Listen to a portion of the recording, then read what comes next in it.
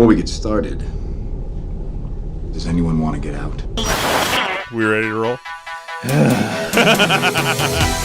Broadcasting live from the internet, it's Tuesday night, and this is the Panels on Pages podcast. Big boys playing with big toys. This is quality content. The boomers are into it. Hey man, I just show up. With your host, Lee Rodriguez.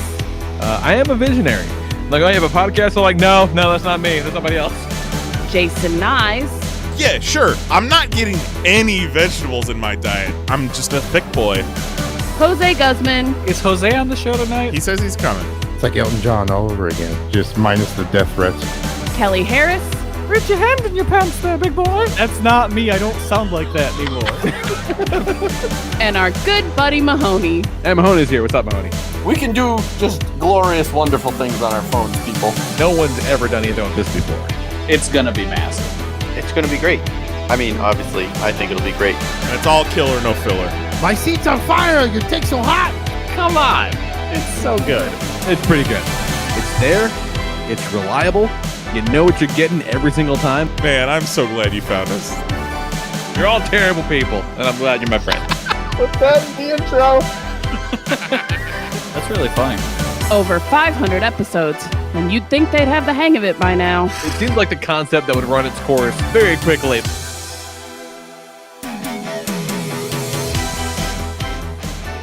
What is happening, everybody? Today is Tuesday, June 1st, 2021. After the fucking slog that was last year, this one's almost halfway over. It's kind of crazy. Oh shit. This is episode number 561 of the Panels on Pages podcast. I'm your host, the Lord Reverend Lee Rodriguez, and joining me tonight, we got Mr. Jason Knize. I ain't got time to bleed. Jose Guzman. Went to Wisconsin for the cheese and the snow. Ended up with a sunburn. Fuck me up. Kelly Harris. I saw Jose. Hey! I saw Kelly. And our good buddy Mahoney here. What's up, Mahoney? I didn't see anybody, and I'm mad about it. Oh. Very sorry to hear that. Yeah. Sorry. Thank you. Kelly? Hang on, I need to drop and come back. My internet has gotten real shitty. Drop Kelly, don't let him back in. I apologize to fucking no one. Yeah, I'm like, wow, he's just really letting that hang. Okay. All of a sudden, it just goes silent for a while, and I'm like, huh. Well, it Comedic was. It's genius. been there. Quiet. It was Bill, silent. The timing was perfect. Yeah. That's like when I tell a fucking banger joke and I get stone silence from everybody. Come to find out I'm just talking to myself. Yeah, well, I'm gonna drop off. I'll be back. Talk amongst yourselves. All right. See you in an hour. I'm gonna catch you when you drop. Kelly comes back. None of us are here. We're on Fortnite. Do I have to download Fortnite? He's like, if I just yell into my phone, let me watch Fortnite, will it work? No, Kelly goes to the Fortnite desktop site like Jose was on Discord for the longest time. Oh, that's fucking great. Yeah, so I saw a lot of people this weekend as well. We had Jax's birthday party.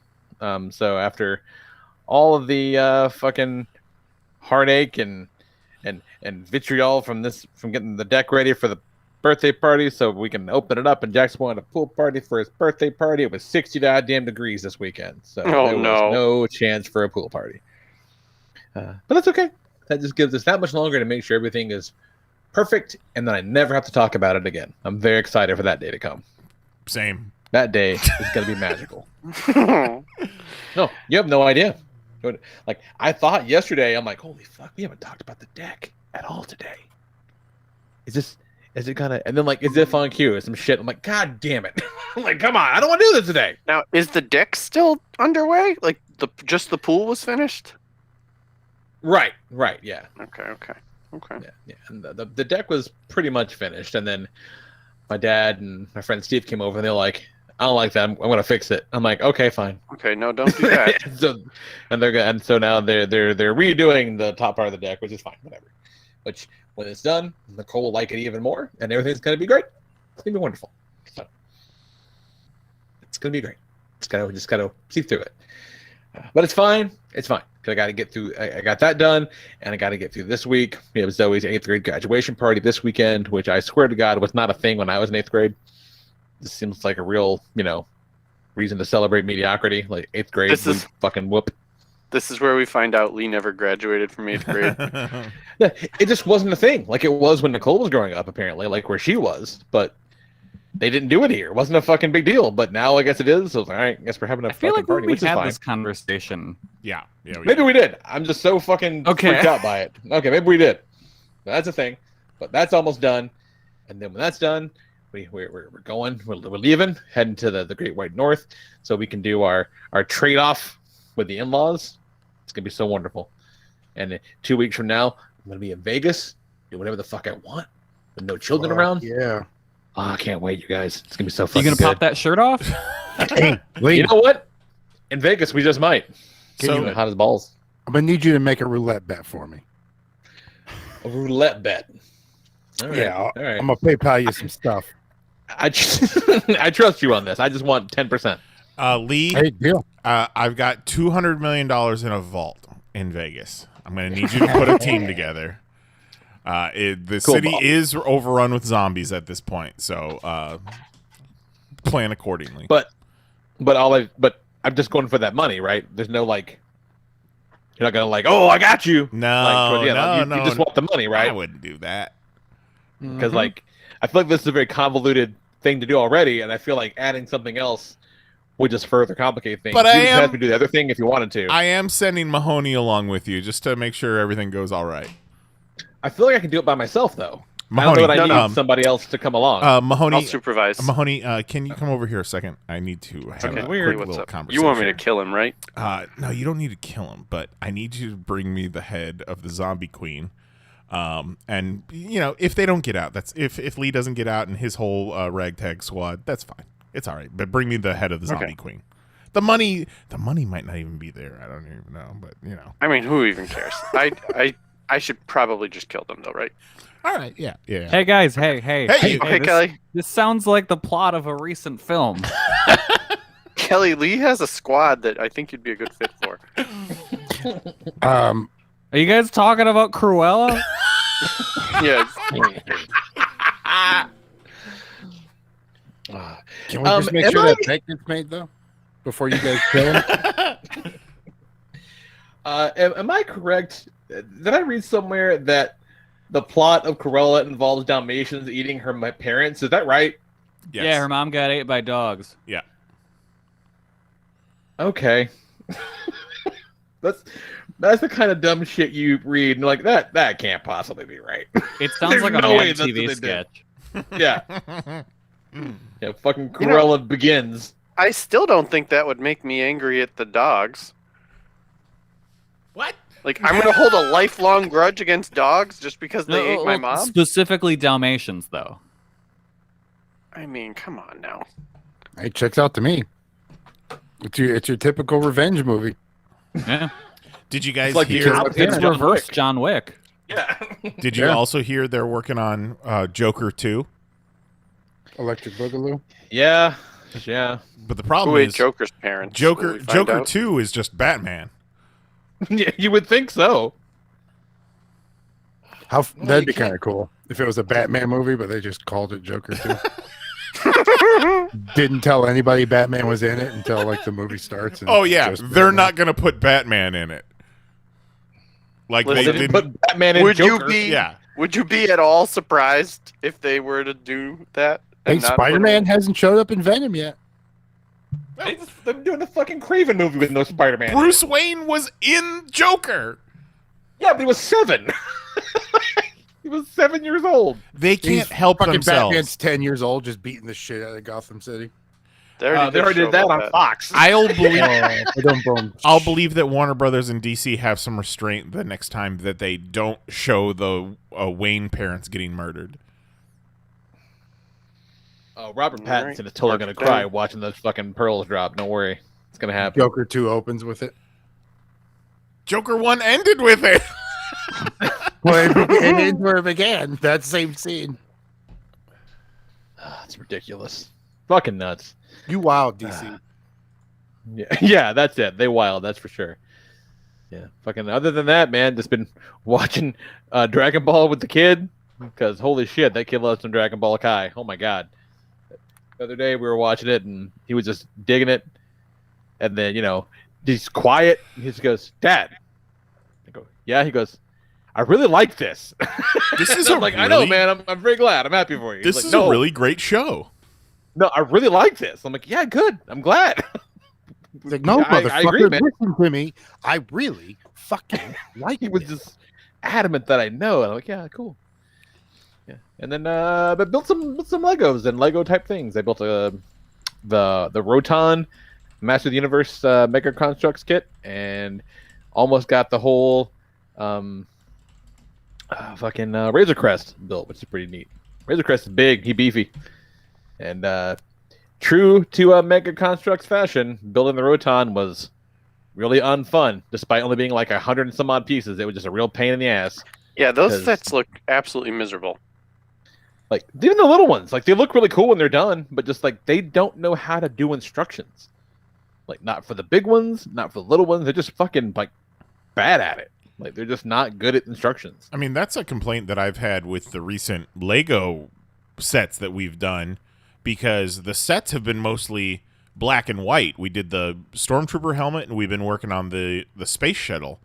And then, those big fancy Lego sets, the branding is all like matte black. So the instruction booklets are all black. So what the fuck am I supposed to do trying to figure out which black piece I need against a black page? Give me a break, Yeah. Lego. Like They did They that really with, need to figure out something with their colors. Yeah. Where it's like, which one of these 15 Which tray is yellow-looking pieces is the yellow piece you're wanting me to use? Mm-hmm. Yeah, they did that with Transformers for years, where the Transformers instructions were on black paper in gray. Like, fuck off! Like, come on, Yeah. what are you doing to me? But yeah, the Razor Crest has the white or whatever that kind of bluish color is for the background, but I feel like sometimes they highlight what you're doing and sometimes they don't. And for the Razor Right. Crest, they definitely don't. So it's this giant fucking full. Like the page is like the whole Razor Crest up until now, and it's like, all right, you need 2 of these little guy. Here's where they go. But it's just like the picture of the giant Yeah. Razor Crest with the 2 things are on it. Like, where? Fucking. what the fuck am I It's supposed the to do old. with this? It's the old. Tell me the difference between these 2 pictures. Yeah. How about this, Fucking Lego? gnarly. It's already a challenge. You don't need to make it harder. It's looking real cool though. Got the little skate pod on the top, and didn't cost what fucking $400, whatever the hell the vintage scale one was. I thought you said skate pod, and just imagine this space half pipe on top of the that'd be Razor dope. Crest, He's fucking just shredding in space. shredding the gnar. Straight up space shredding. Got my space hash pipe. But yeah. Other than that, watch the AEW pay-per-view, which I'm sure we'll talk about with Kelly in a minute, and that's about it, man. What's going on, Knize?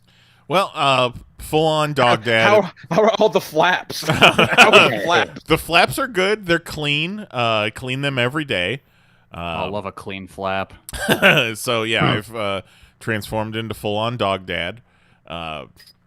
Uh, There was that one picture that was like the close up of her face, looked just like Tasha. oh yeah. Real Butch vibes too. Well, I mean, Tasha had Butch vibes. Get it? Heyo. So scheduled a vet appointment for her last Friday because bulldogs are just like right off the assembly line. They're lemons. They are just bad, terrible designs of dogs. But if you get in front of things, hopefully they won't be as bad. We got her and she already had shitty eyes, and they always do. They have breathing problems. They're fucking dumb. They're ugly. They have a lot of work done. So It really sounds magical. yeah, it is. It is great. It is great. I feel it. My heart swells when I talk about my little princess.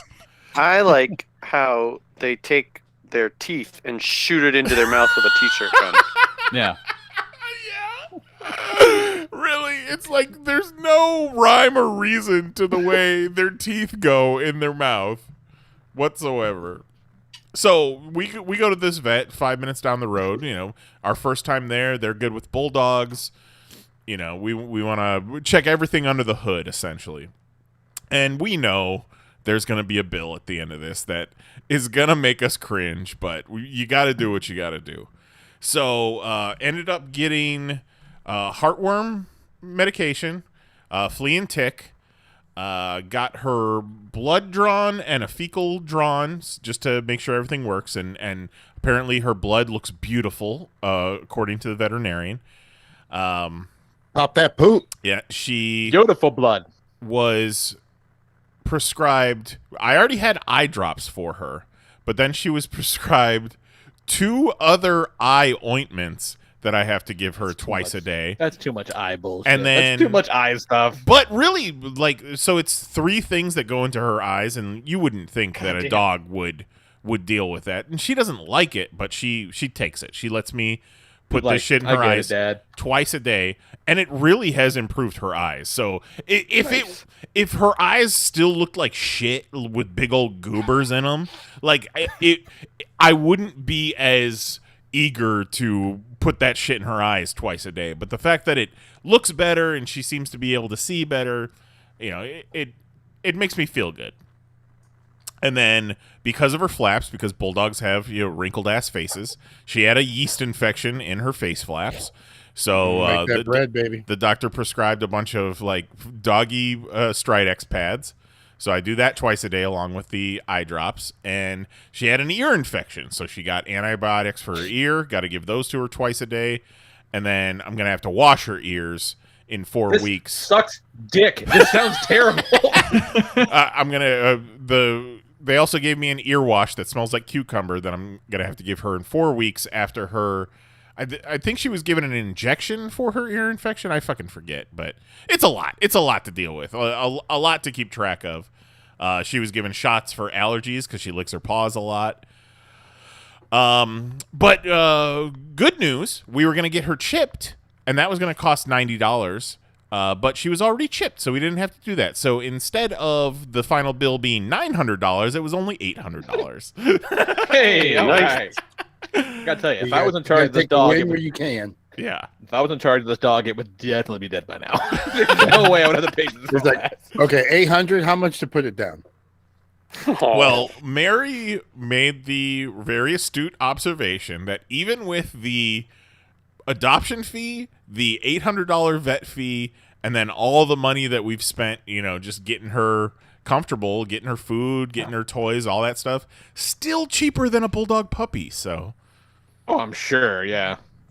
and she's Yeah, only because when you're getting some prime critter like that, you got to pay that premium for the puppy. Yeah, Otherwise, exactly. Someone had to jerk off that dog to make that puppy happen. So But- you got to pay the money for that. she's great. We love her. My parents did come over and bring their dog Duffy so that they could meet, and that didn't go great. My parents love her. She loved my parents. Duffy and Zoe did not get along great. They're very standoffish at first. Zoe is the Get dominant. along with white boy too. Yeah. Zoe's the dominant one, and Duffy is very passive. Zoe went to hump him, and he started MMA kicking her away, from his back. He was Hell yeah. pushing her away. It was wild. And they got into it a few times. So not a great result, but we'll work on it. We'll just have to keep socializing them, and hopefully they get comfortable with each other. She was only in this house for a week, so she had this was her place, and this fucking other big ass dog was coming in here, so she had to assert her dominance. And counterpoint. I call these guys. yeah. Counterpoint. Why? Well, I mean, I'm going to want to leave my house at some point, so I would like to have some built-in babysitters, Okay, all right. Like, why do they have to bring this other giant dog to your house? But that makes sense. We can always bring Zoe with us when we come to Tennessee next time, Lee. You can help me put her eye drops in if you want. Oh, you know Lee, what? you should do the Fucking Stridex might pads as and well. flaps. Might as well. They got enough fucking critters here. Your bumpkin ass lemon dog can hang out with my transgender cat and have a merry old time. Happy Pride Month, everybody. and we could brush both of our dogs inside the house. Holy shit! My dad was over here today, and his girlfriend was with him, and she brushed the dog outside, mind you, like a normal person. And dude, he came in looking better than he has in 10 years. Like, what the fuck you do to this dog? And she had all these fancy brushing techniques, and Nicole's like, well, I listened to everything you just said, but I'm just gonna call you next time because you did a way better job than we did. Well, so fucking it's brush the dog, cut off the cat's dick. It's been good. Wash though. the flaps. She has a lot of issues, medical issues. Doing all this stuff twice a day is kind of a pain in the ass, but she's a real good dog. She's real sweet, and she loves us. And fucking dog's a Make-A-Wish kid. She is a Make-A-Wish kid. She fucking hit the lottery. That's for sure. Oh, she definitely hit the lottery with you guys. But we love her to death. She's so ugly and so stupid. But, oh my God, it warms my heart. Well, speaking of my heart, dogs are supposed to lengthen your life. Which is good because we recently, I went into the vet, the human vet. What do they call that? Doctor? Yeah, doctor. And I've been getting very high readings as far as blood pressure goes, like emergency levels of high blood pressure. So we haven't, Mary and I, neither of us have had like a general practitioner for decades. So we finally found this doctor. Did the once over, asked us a bunch of questions. My blood pressure's high. He put me on a super low dose of blood pressure medication. And it was cool because Jose, a couple months back, gave me a blood pressure machine that he had that wasn't using. But the cuff was too small for me. So after I got my prescription, I ordered a larger cuff on Amazon. So I was excited for that. That came in. Got the cuff, got the blood pressure machine hooked up, and so you were still able to use the machine. Just about that, plugged it in, same brand and everything. Plugged it in. The blood pressure machine doesn't work anymore. So it was never used though. No, I used it a few times, but something happened. Well, no, but I mean, when I gave it to you, it wasn't used. It was working, but between the time that I took my blood pressure last and received the larger cuff, it fucking died. Like, I thought the batteries were dead, but no, it's dead. So turns out your blood pressure's fine. Right. I posted on Twitter, it was like, I got my new cuff, went to take my blood pressure. Blood pressure machine wasn't working. I'm gonna guess it's high right now. And then the new machine was coming from Amazon, and I kept getting delay notices, and I'm just like, well, could really use that machine right now just to keep an eye on things. But it's here, and the medication's definitely working. It's my blood pressure's gone down. Let me see. Oh, my medication? It is what you got? Lisinopril. That's good shit. That's what I got. Yeah, nice. Yeah, I think it's 10 milligrams, and I went cool, from. Bros. Let me see. Three Amigos. I'm on that shit. Nice. There you go. Well, not that one, but blood pressure. Have all three of you considered just watching TV in the shower? Because that cures everything. Yeah, but I do that. Like, I don't. All right. I do phone YouTube. Hell yeah. I mean, progress. We're making progress. Obviously, I have high blood pressure. Look at me. But, like, I don't feel like I have high blood pressure. So when they were taking my blood pressure and they were like, "Oh shit, dude, are you about to die? What's happening?" Oh no. This is an emergency. I'm like, ugh. Well, that's not helping.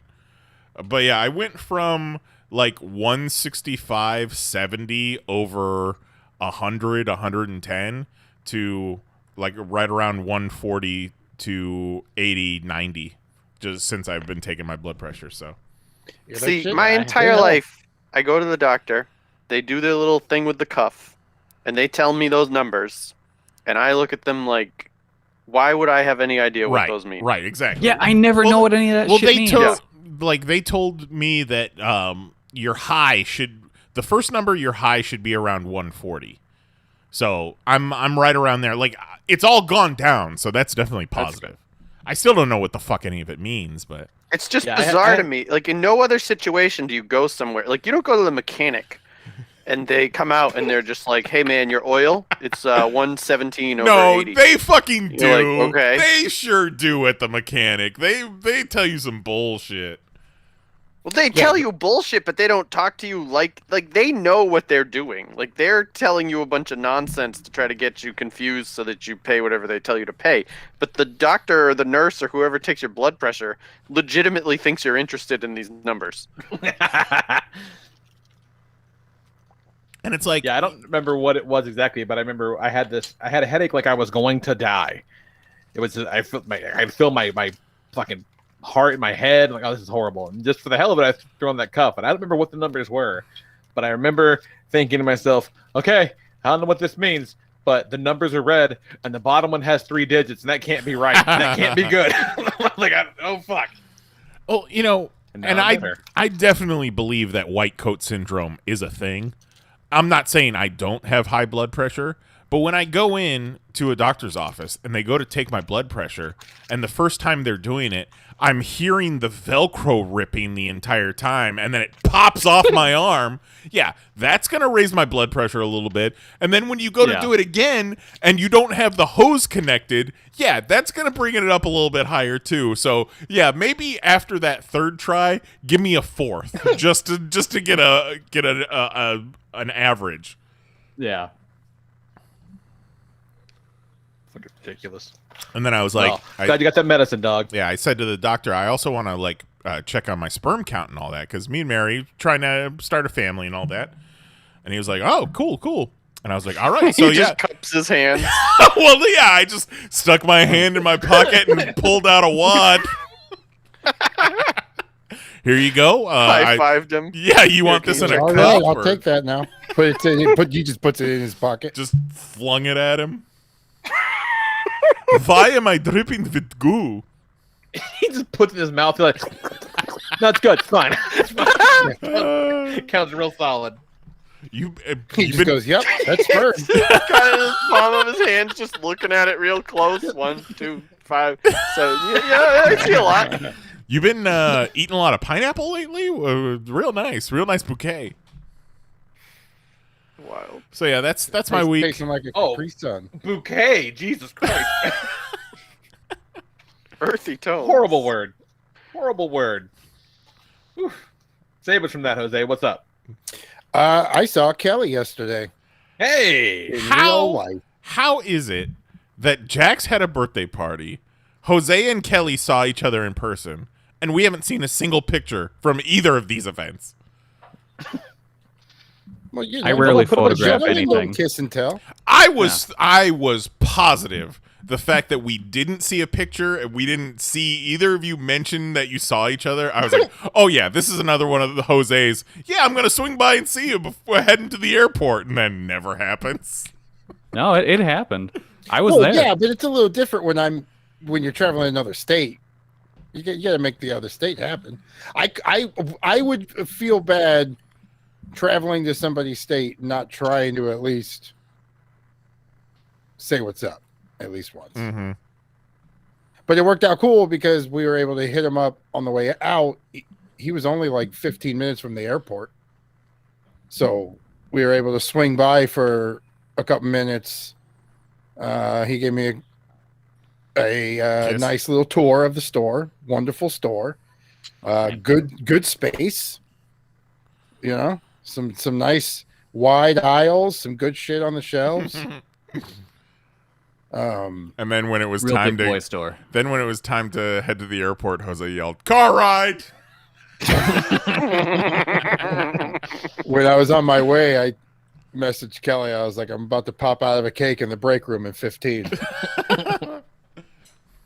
So we went up to Wisconsin for the ladies. Nephew was graduating. They moved out to a small little town in Wisconsin because he works for the railroad, and then sometimes you just the live long day. Small towns. So they got a nice little plot of land, some acres to kind of just chill. So we just went out there and chilled there. They streamed the video of the graduation because, they were only allowing so many people to go.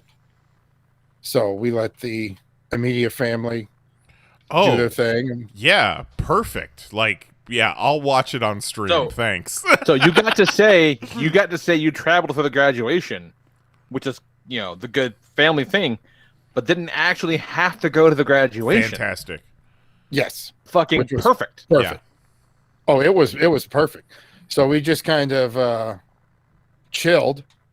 Drank. He's got like a hooch that he built in the garage. He's a big cigar smoker, so he's got a little, man cave carved out. So You said hooch. I thought you were gonna talk about moonshine. Oh Yeah, no, like a fucking still or something. I guess it's a what? Army term. Army term. Oh. So he's ex-military, so he kind of sticks with that.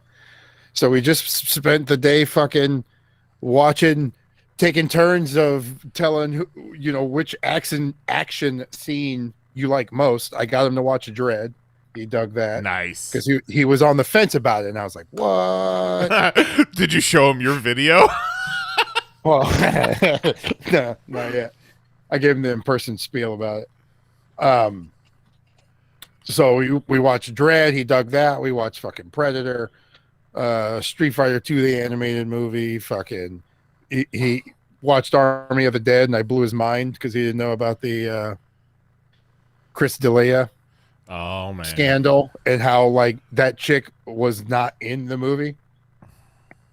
So that kind of blew his mind. And then just spent time with her family, which was pretty cool. Some nice nights out in the fire. They barbecued. He smoked a bunch of meat the first day, and we just kind of ate barbecue leftovers for the weekend. Oh, that sounds amazing. We flew the drone. That's when I got burnt. I was out in the back. It was a fucking beautiful day. It was like the type of day you moved to Florida for. That's the day the kind of day they were having. That's wild. And just out there flying the drone, and we're just out there playing cards, bullshitting, drinking. Fucking head fried, arms red. Just peeled everything earlier. But the cool thing, Yikes. the night we got in, we go out on their deck, and everyone's smoking a cigarette, and I look up, and I see in the sky what looks like a fucking cruise ship. In the sky. It's just a straight line of lights in formation in a straight line over my head. And for 30 seconds, I saw a UFO. And I was like, what? What the fuck? Everyone looked up. What the fuck is that? And they were like, oh, that's Elon Musk's satellites. What the fuck? You can see them go across, but it's like a bunch of satellites in a row with another satellite like following it. It was so fucking wild. And we never saw it again while we were there when we were looking up. That's not to say it didn't cross over. We didn't see it again, but they had saw it a couple times before we got up there because her brother got up there a couple days earlier, and they were out and they saw it like 2 nights in a row. So I didn't get to catch it on camera. I did a couple like time lapse night shots and shit. But it was wild, y'all, because I've been wanting to see a UFO since I was fucking little. I am so ready. Let me see this shit. So when I saw that, and then I saw that it was real. When you saw that everyone else saw it too. It was so fucking cool. It was cool. I'm ready. They're coming. They're gonna let us know. They're like, look, dude, these UFOs have been around for a while. We don't know who the fuck they are, honestly. They haven't attacked us, so we don't attack them. Actually, no, strike that. We shot one of their planes down back in the 40s. So they might be pissed. I don't know yet. We're just kind of waiting things out. So that was cool. I'm back. Got to get on that train. We about to move. Tell this apartment complex to suck our dick. Oh, hell really? yeah. Yeah, well, they sent us so the sorry. thing. They're going to raise our rent like $136 if we sign another lease. Fuck off. Yeah, that's what I said. And they already Like raised the rent. $136? Yes. That's a lot for the fucking same place. What a It's weird They don't number. want you here. They don't want you here. That's the thing, is they don't want you here. That's why they keep raising the rent. If you're a sucker enough to stay and keep paying that extra rent, they'll take it from you, but they don't want you here. Sign that 1 year lease, get the fuck out. Because we're gonna raise our lease to, they'll just charge the person that coming in. Yeah. It's all a fucking scam. So we were hoping that we got like a complaint while we were gone. You know, like a noise complaint or smoking cigarettes on your balcony, some dumb bullshit. That way you can say you're not here. You weren't there. Yes. Oh, that's funny, motherfuckers, because we're in another state. I said that, and the lady was like, "Oh, me too." I was so ready. Like every time, the reception was spotty, so like I would pick up the phone, type something, nothing sends, and then maybe like a minute later, depending on where I was in the house, it was like when you step off the plane. Just it was like thumbs up, target, message, smiley space, can't download picture, site won't open. I was like, you know what? I'm just gonna fucking go off the grid, man. It was pretty cool though, bro. Going off the grid was awesome. The area reminded me of Tavares. Yeah. It was very like there's some neighbors around you, but they're not close to you. Some farmland, some cows, just, you know, about 45 minutes away from everything. It was pretty cool. It was pretty cool. Going back to Army of the Dead, I watched a video today that suggested. So there was the one thing that you really were kind of bothered by, Jose. The one character that doesn't really get an ending per se. A shown finalization of her story. So the suggestion was that character was sitting up front of the helicopter with the other character that got replaced. So and they couldn't show it. Maybe there was something to do with that. But they could have just took that scene and put her over it. Yeah, right? they did such a good job already. They did such a good job putting her in that whole movie. I don't know if that theory holds water. I'll believe Snyder fucked that up before I believe it was on the cutting room floor. Right. And if it's on the cutting room floor, what are you doing? He doesn't cut anything. That can't be true. Yeah, no, everything's in there. The movie looked fucking great. But then we watched Dredd, and I'm like, if Snyder could tell a story like Dredd, like, you know, in that time frame, hour and a half, in and out, nonstop action. Dredd is tight, man. Exactly. If Snyder could tell a story like that with the way he shoots things, he would be unstoppable. Like his DC universe would have been amazing if he was able to do that. Split that Justice League up into fucking 4 movies, asshole. Probably his tightest movie was Dawn of the Dead, and that was a James Gunn script. Yes. Yeah, so maybe don't give him full control. Just let him shoot. Yeah, like I said, he needs an adult. Yeah. Yeah, he's great at the visuals. Just don't let him do anything with the story or the editing. And personally, I think one of his strongest movies is one that like barely had a script at all, and it was Sucker Punch, and I love that movie. Because it's all fucking cool visuals. It's a music video. It's just a bunch of music videos. Yeah. It's look how cool this looks. The movie. It's the best of MTV with a hotter Beavis and Butthead. Yeah. So yeah, that was my week. We were gone a week. We left Wednesday, came back yesterday, and I'll tell you what, flying on the holiday, that's the way to go. Really? Because everyone's already where they're gonna be. Mm-hmm. You know what I mean? Like nobody's flying on the holiday to go party. They flew the day before. They flew you know what I mean? They're coming back the day after. Nobody's flying on the holiday. Like our plane there was pretty full, but it was like families and a fucking dude. They had a line of like 19 wheelchairs waiting to board this motherfucker. Hell yeah! Never seen a line of wheelchairs that long. I look and I see the line and I know the way. You know, the lady hasn't flown Southwest as much as I do. I got that shit down pat. I can tell you what's going on. So when I saw that line, I was like, "Oh, you can take that book bag off. We're going to be a while." Because them motherfuckers are getting on before they even start boarding any of us. So until you see no more wheelchairs, don't have that book bag on. Go ahead and have a seat. But That's it was great. The flight back was fucking, oh man, I got hit. So we go to leave for the airport, and she took the back ways, the scenic route. It's me, the lady, her sister driving us, and their grandma. And they hit some windy roads, some windy back roads, and motor sickness hit me bad.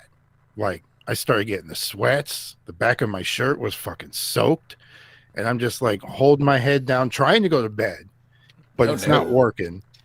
So I'm just trying to like sit still and not throw up or have to hang my head out the fucking window and hope the goddamn truck doesn't take it off or make them pull over. And I'm like, let's just get wherever the fuck you're going. And I'm saying that in my head. So they decide to stop and get some water. Naturally, so that was cool because like in my head I'm screaming, please stop, I need some water and fresh air, but I can't say anything because I feel like if I say something or move, it's just gonna not nice. Blech. So when I hear them, yeah, exactly, when I hear them make the hey, we're gonna stop and get some water, I'm like, fucking, oh my god, thank you. So we stop, fucking drop a nice deuce, sit on the fucking step for a second, pop Just another reset, regroup. Yeah, get some fresh air, chill, relax. Got back, everything was cool, and then I slept the whole way to Kelly's comic shop, and that was great. So I got when I got there, I was feeling good, but then on the plane, it fucking hit me like I was traveling with a travel pillow, and at the end of the flight I took my pillow out and I had that fucking pillowcase ready. On the plane, really? Yeah, no, because when the plane like tilts left to right like that. You've flown like 7,000 times. But I take a lot of drum. But yeah, but it hit me. It was already fucked because I got hit so early. Like any little thing kept triggering it back, even though I had already downed 2 Dramamines. So like towards the end of the flight, like I got the fucking pillowcase in one hand, I'm holding my head in the other. I got the sweats going again. I'm like, motherfucker, land this fucking bird already. So they finally land, and we're just taxiing, just driving around, and in my head, I'm like, just fucking park already, you motherfuckers. And he's just joyriding out in the parking lot, doing donuts, jumping ramps. Over here with a fucking pillowcase, ready to fucking throw up. Now, why the pillowcase? Why not one of the little bags? I didn't know where it was, and I couldn't move. And like that was near me. You know what I mean? Plus, like if you I were started in Southwest first class with the no seat in front of you, so it should have been right in front of you, but you didn't have a seat. Well, it was in the one to the left. But if I were to like start moving to search for it, right? Like that. I hear you. So like I slyly just like slipped the pillowcase off the bottom without really having to move my body, and then I just held it. You just grabbed your shirt and kind of hooked it around your arms. Let me just make this into a little bucket. But I got lucky. They finally fucking parked, and I was able to like stop moving for a second. And then my sister picked me up. We went to her place. I laid on the couch for a second, gathered myself, and then fucking we chilled for a little bit and then went home. But yesterday sucked. Because normally, like, if it hits me at the end, you know what I mean? Yeah. But when I'm fucked before I even get on the plane, that's a rough one. Yeah. Not a good sign. No, because then all I can hope for is stay asleep. When I'm asleep, I don't feel it. Fucking nothing matters. That's your secret, Cap. Yeah. That's my secret. For Jose, sounds asleep. Reasonable. This is where we learn that every time Jose has been asleep, he's just been motion sick. Motion sick in your living room floor. He's like, sorry, I was asleep on the floor of C2E2. I was just really motion sick. Been there, man. Fucking wild. What's up, Kelly? Not much. That's it. Sorry, I thought you were done, Jose. Sorry. No, I was just saying. So that was it. He wasn't finished. I'm done. Let me finish my Never story. again. Never again. I gotta make sure. All right, Kelly, yeah. Nothing. Hey, Kelly, who'd you see? I saw Jose. Nice. It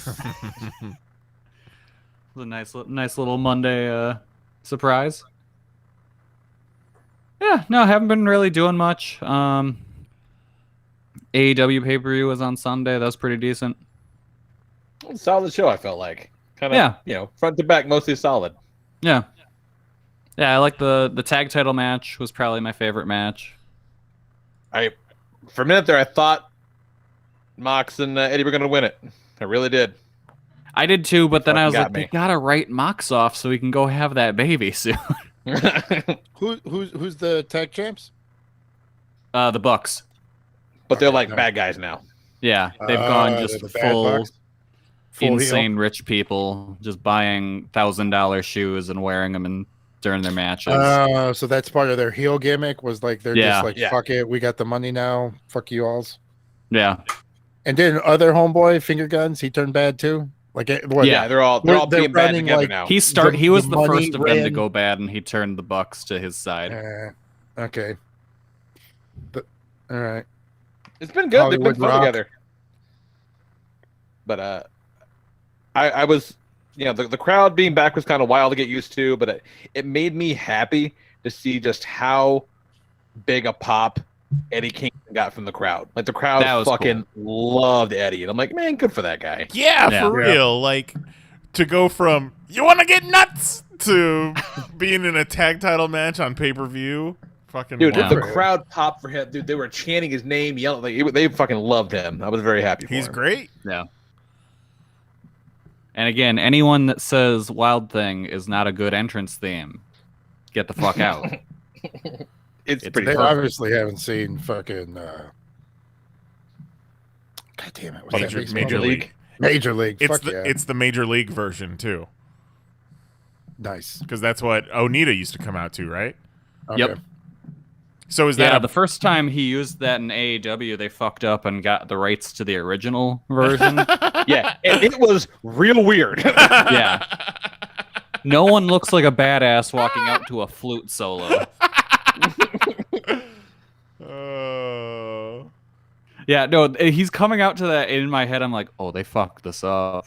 They got the wrong one. And then, like, the next day I was reading all the reports. It's like, yeah, they got the wrong one. They're going to get the right one next week. Oh, my God.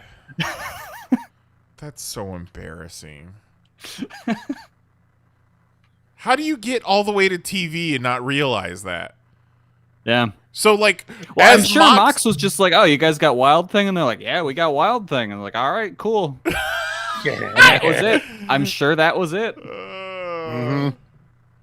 He's probably like, you guys know exactly what I'm talking about, right?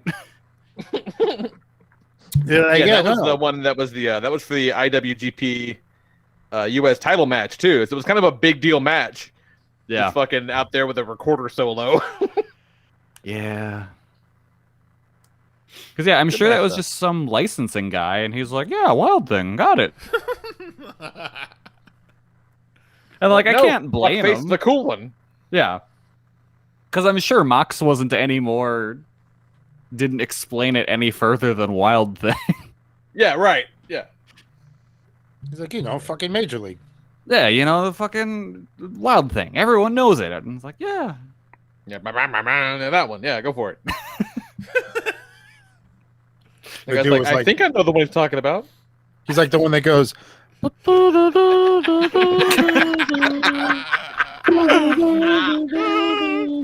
Mox starts coming to the ring, and they're just playing a DVD of Wild Things. He's lucky he didn't get the Wild Thing one. Oh my god, fucking great. But yeah, overall, I really enjoyed the show. The more I think about it, the more I'm like, they really didn't need to do Stadium Stampede. No, it was fine, but It was fine, but it was just wholly makes a lot more sense a year unnecessary. ago. Yeah, a year Yeah. ago it makes a lot more sense. And the weird thing was they didn't pipe in the crowd noise. And like I know a guy that was at the show, he said the crowd was going nuts for everything, even the stuff that was like happening in the back. And it's like we had no idea. Yeah, no. That's very So it's strange. like that was a weird choice. The other weird choice was that bar fight. That bar fight was the gayest thing I've seen on TV in a very long time. It was real weird. Yeah. like it was super strange. Here's this pink lighting and just seriously, Tully Blanchard and FTR just straight up dressed like they're cruising for dudes. There's no other way to describe it. Yeah. Like there's no way to describe how they were dressed. Like that's the outfits they were wearing. It was so fucking weird. And like Conan sleeveless shirts. Yeah, sleeveless shirts, jeans, boots, bandanas. Fucking boots. Yeah, like they're just cruising for dick. Yeah. That's all that was. It was very weird. Yeah, and FTR really do have a look to where you got to be careful, or else they do look like a couple of daddies. They weren't. Yeah. They weren't careful at all. They definitely look like a couple of daddies. And Tully Blanchard looked like a granddaddy. Granddaddy Tully there. Maybe that's what they're Straight running. up. Yeah, if that's what they were shooting for, A fucking plus. Yeah. Because they nailed it. Struck the landing. No, you shoot for uncle, never go full daddy. They went full daddy. Oh yeah, full daddy. Just gayer than cum on a mustache. 1000%. Happy wow. Pride Month, everybody! Yeah, So really. You want to talk about uncles? I think it was after the world title match where Harper and Gallows came out. So Doc Gallows came out looking just like the patron saint of uncles. Yeah, for some reason he's decided to dress like superstar Billy Graham all the time. Which he's always got pretty strong uncle energy. I don't know why. But it was another level that night. He's got the danglies in. Look. Yeah, got the big danglies in. Yeah, And, they're really excited about the danglies. Goat had because I always wondered like why his arms are so fucking tan, like compared to the rest of his tan body. And so we decided that he goes to the beach and tans in like a vest and a balaclava, just lays on the beach with Well, his Lee, arms out. He's the suntan biker man. But all the suntan is on his arms. It's fucking Yeah, weird. because you have your arms up when you got your hands on the bike. Yeah, on your hangers. Yeah, Yeah. sun's out, guns out. You got to protect Yeah. them guns. Mhm. It's like you never even watched Sons of Anarchy. Yeah. I grew up with bikers. I don't know. Look Did that ya? way. Yeah. Did you though? Ridiculous. Sun's out, guns No, out. you're right. Buddy. Fucking ridiculous. Yeah. He said, "Motherfucker, I am a biker." Definitely not. My birth name is Sidecar. Remember I the have day? never Remember the ridden day a that you sidecar. specifically found out that Lee's name was Sidecar, and just how shocked you were. Yes. I have ridden in a sidecar though. Like, Okay, your tell real me name more. is Sidecar? How long you been hiding this? Sidecar Johnny Leroy Rodriguez. Oh, that didn't taste good. The way you said that. I think I found out Johnny when we were at the airport once, Yep, I'll do it. and they said Johnny. I'm like, fucking what? Yeah. Like, who the hell is that? Yeah. Have you ever seen Tito's license? For FriendCon, I'm like, wait a minute, what is this? Who the fuck is this guy now? I don't remember. I remember Tito's, but I don't remember what it is. But I remember it's the same situation. Well, I'm not going to say it. He's got a secret name too. Yeah. Yeah, none of us are who we seem. What? Knize, let me tell you, Kelly, not his first name. No. Yeah, What is it? Gustavo. Yeah. Don't you speak my slave name.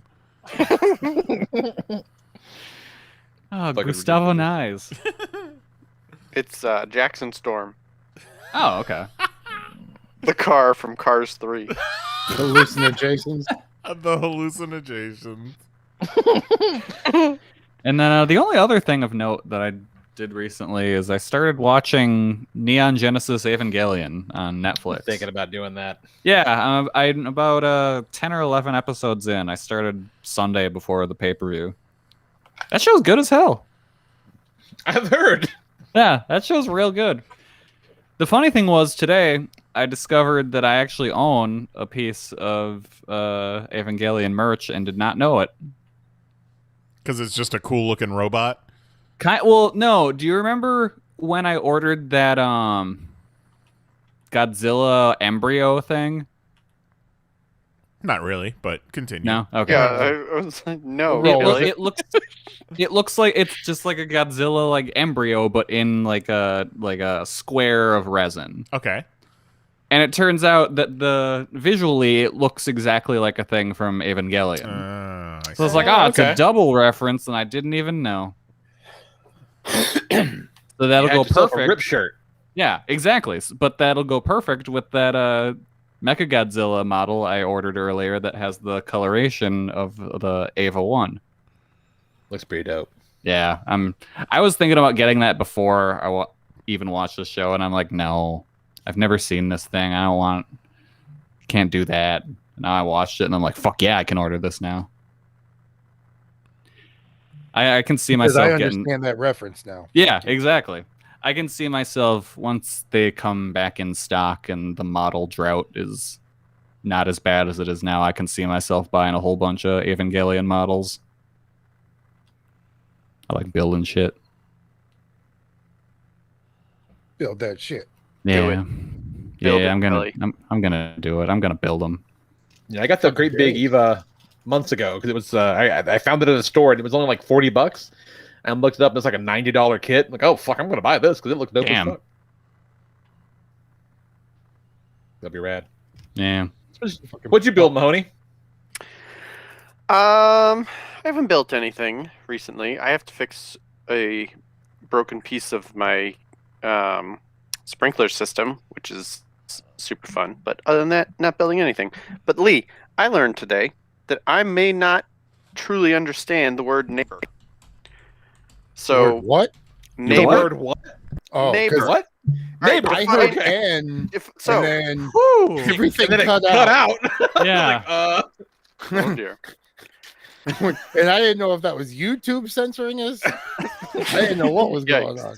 No, neighbor. Mr. Okay. Mahoney with a near slur. We're sitting here today, and my lovely wife Lisa is like, "Hey, I wonder why the neighbors haven't opened the pool." And I'm like, our neighbors directly to the right of us? And she's like, no, the neighbors 2 houses down. And I'm like, those are not our neighbors. Those are our neighbors' neighbors. Like those people don't live next door to us. They're not our neighbors. She was like, the fuck are you talking about? Well, they They live in our are. neighborhood.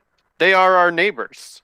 And I had a moment where I was like, is that what that fucking means? Is it not the people who live directly next to you? No, those are your next door neighbors. Yeah. Yeah, you know what? It all makes sense, but I learned that today at dinner 5 hours ago. Hey, I can see her face as like the realization crosses hers that you don't know what the fuck that means and being Yeah. very upset with you. She was like, what's so... And I was like, let me get this straight. So the people in our neighborhood are our neighbors. All of them. All of them. She was like, yeah. I'm like, okay. Yeah, that makes sense. I feel That's like why Miss the- Rogers should have taught me this. You've got your next door neighbors. Well, that's Yeah. what you just said. yeah, they were specific. Yeah. I get it now. I did not get it at the time. You're such a silly bitch, Mahoney. I swear to I God. learned it today. My other exciting story is this weekend I was at the grocery store. I hate going to the grocery store. I was at the grocery store that I It's specifically really the worst. like. Of all the grocery stores in town, this is my least favorite grocery store. They'll It's just bring crowded. that shit to your car if you ask them to. What are you doing going worst. inside? It's the worst, people. It's the worst place. I don't like going there. I'm standing in line. The woman in front of me is not unloading her cart onto the belt, which was a thing back in COVID times, but has not been a thing at this store for like 3 months. You can unload your cart onto the belt when there's somebody else in the line. She's refusing, and I'm already like, well, this is a waste of my time because now I'm going to have to stand here while you unload all 47 of your sparkling water containers onto the belt here. And so this old man is at the register, and something is the matter with his card. So he's already given them like a handful of cash, and now he's trying to do something with like an ATM card from the 70s. And nothing is working, and it's a whole disaster. And the lady in front of me steps in and hands her card over and is like, swipe mine. I got this. Let me do this. And the guy's like, no thanks. Like, it's under control. No thanks. And she's making the biggest fuss. Where she's like almost to the point of uncomfortableness. Like, I won't even notice. Like, allow me to buy your groceries. It's such a small price. I won't even notice. It means literally nothing to me. Allow me to do this for you.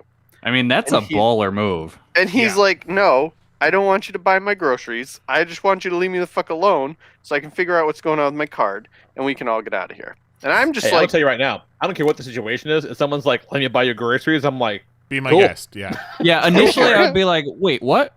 Yeah, no, pay. Do that. You start grabbing a bunch of shit from the racks. Yeah. I'm like, I'll buy all your this- groceries if you just unload your fucking cart and everyone gets out of my way. Let me get Like- this entire box of Snickers. Hold on. Yeah. So he gets his card to go through. He refuses to let her pay for it. He leaves. She is now at the register, and she is going nonstop to the cashier and to the kid bagging about how it wouldn't have mattered. She wouldn't even.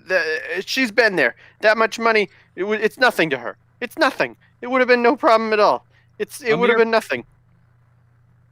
Here's the deal. As she's telling them all this, she's unloading her cart finally, and she's handing them about 15 DoorDash bags for them to load her groceries into. And I'm like, lady, you're not driving DoorDash if you are so wealthy that this man's groceries mean nothing to you. Like, no one is like, I don't know, I'm just so bored. I think maybe I'll take up a DoorDash career. Like, I mean, I think there are people who do that. Yeah, I think there definitely are. Yeah. It's No. just like the same people who only start driving Uber because they're trying to force. Like, if somebody's stuck in their car, they have to talk to them. Right. no, Yeah. I'm not buying this for a second. 100%. No, there are people that have no hobbies. Yeah. No, not No, because- people who are bragging about how rich they are. How old yeah, was but this? that's the thing is she's so rich she can do something like DoorDash and it doesn't mean Yeah. nothing. How old was Yeah. this lady? She was probably 48. Yeah, exactly. I'm gonna Yeah. take a wild guess. They're probably Caucasian. Yeah, she Well, probably yes, just of likes course. going to I'm the in New store. Hampshire. Or Of course she's it's she's just a bag hoarder Yeah, could be that. I don't know. and like I'm she not doesn't buying any of have this. any affiliation with DoorDash. She just stole the bags. Yeah. I think she just might be like, I love going to the grocery store. Maybe she's just a fucking klepto. Well, when it was all over, Stole that she credit yelled, card. That's "Car why it ride!" didn't matter. and got in the car. Semi-related, but the last two times we've gone to the grocery store, I've told you guys about our fabric bags that go in the cart. They've got this little piece of pipe so that they drape over the cart, and you can fill the cart into the bags. So Rockefeller over here. whenever there's like, as soon as we get the attention of the person at the register or a bag person, I'm like, hey, I've got bags, I'll bag it. Just so you know, I'll take care of it. I try and get that out of the way as quick as possible. Past two times we've been to the grocery store, I'm pretty sure it's been the same new bag boy who just doesn't get it and won't get the fuck out of my way. And as soon as the groceries start coming down the conveyor belt, he starts asking questions. He's like, you want this milk in a bag? I'm like, dude, I got it. And then I finish unloading everything on the conveyor belt, and I go over to start bagging things, and he's just standing right there, just like waiting for things to come out. And I'm like, dude, I got this. Like, excuse me. And the person running the register is like, yeah, maybe like if someone has their own bags, maybe don't just stand there. And then it happened again this last time. It's like, dude, get the fuck Out of my way. I just want to bag my own groceries. Stop asking me questions. Luckily, we had a busted box of matzo ball soup, so they sent him off on an adventure. And then we finished paying for everything and bagging everything up, and we realized this kid has not come back with a new box of matzo ball soup yet. So I had to go find his ass. He's never recovered. He's just gone. Missing person posters hanging up in town. He came back at one point. He's like, I don't know where this is. Where is matzo ball soup mix? I'm like, it's in the international aisle about halfway down on the left. I wanted to be like, what the fuck is this shit? You making cracker balls and putting them in hot water? What's going on, bro? First you want to bag your own groceries, then you're making cracker balls? Get out of here. He's like, you don't have to eat this. Who's making you eat this? Is she doing this to you? And Mary's just like, what? What? No. Matzo ball soup's the jam, though. For real. Well, I have no choice but to believe you. It is big wet cracker balls, but it tastes better than it sounds.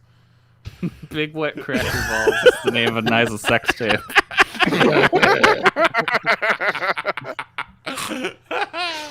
Oh, it gets better every time you think about it.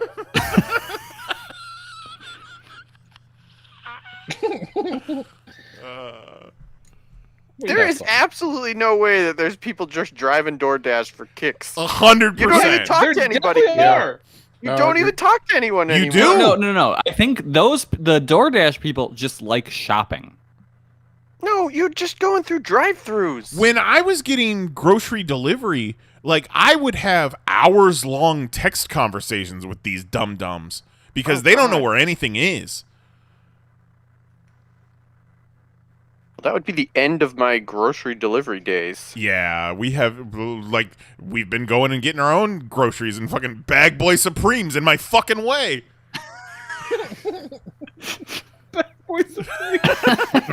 That's my favorite Taco Bell item. We get one chalupa, one Bag Boy Supreme. I'm sorry, we're out. We're out of the Bag Boy Supreme. Damn it! We don't Again? we don't have potatoes anymore. I can't make that. Fuck! Oh my god. You got wet cracker balls? Oh, we got wet cracker balls. Hold on, let me check. What aisle are those on? Give me 5 minutes. Oh, fucking ridiculous. Well, I'm sorry that happened to you, Mahoney. That sounds very traumatic. Of being some random high schooler just on a time crunch looking for matzo ball soup, knowing that everyone is disappointed in you back where you came from.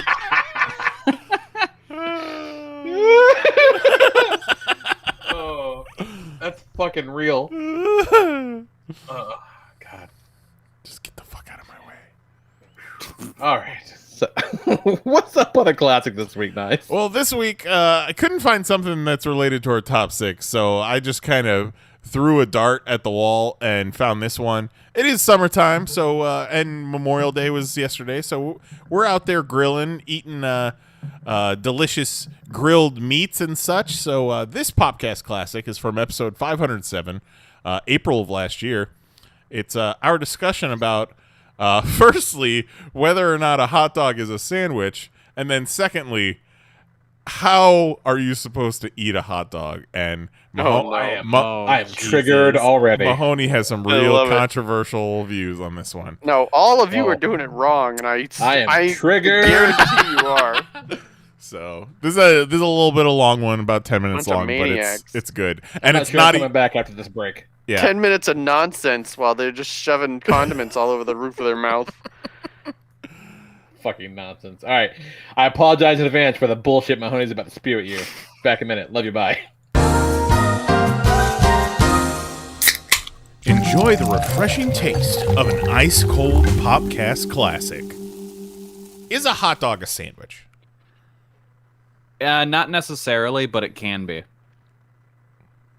And see, if it's cut up on a plate with like beans, then no. Yeah, the way I eat it is a sandwich. Okay. Because famously, what do I order, Knize? Plain hot dog. Plain hot dog. So I just put that shit in the middle of the bun, squish it down, and eat it as though it was 2 pieces of bread and meat in the middle. It's a sandwich for me. But for other people, they put all sorts of shit on there and they have to eat it sideways. And then in that case, I don't believe it's a sandwich. But again, it is an offshoot of the subfamily. So I could say that I don't think the It's vaguely. direction of your sandwich matters. No, think- I agree with Kelly. I feel like if you have a hot dog with a shitload of toppings on it, those Yeah. toppings are not sandwiched in the bun. They're on Yeah. top. It's using sandwich as a verb, which keeps going through my head.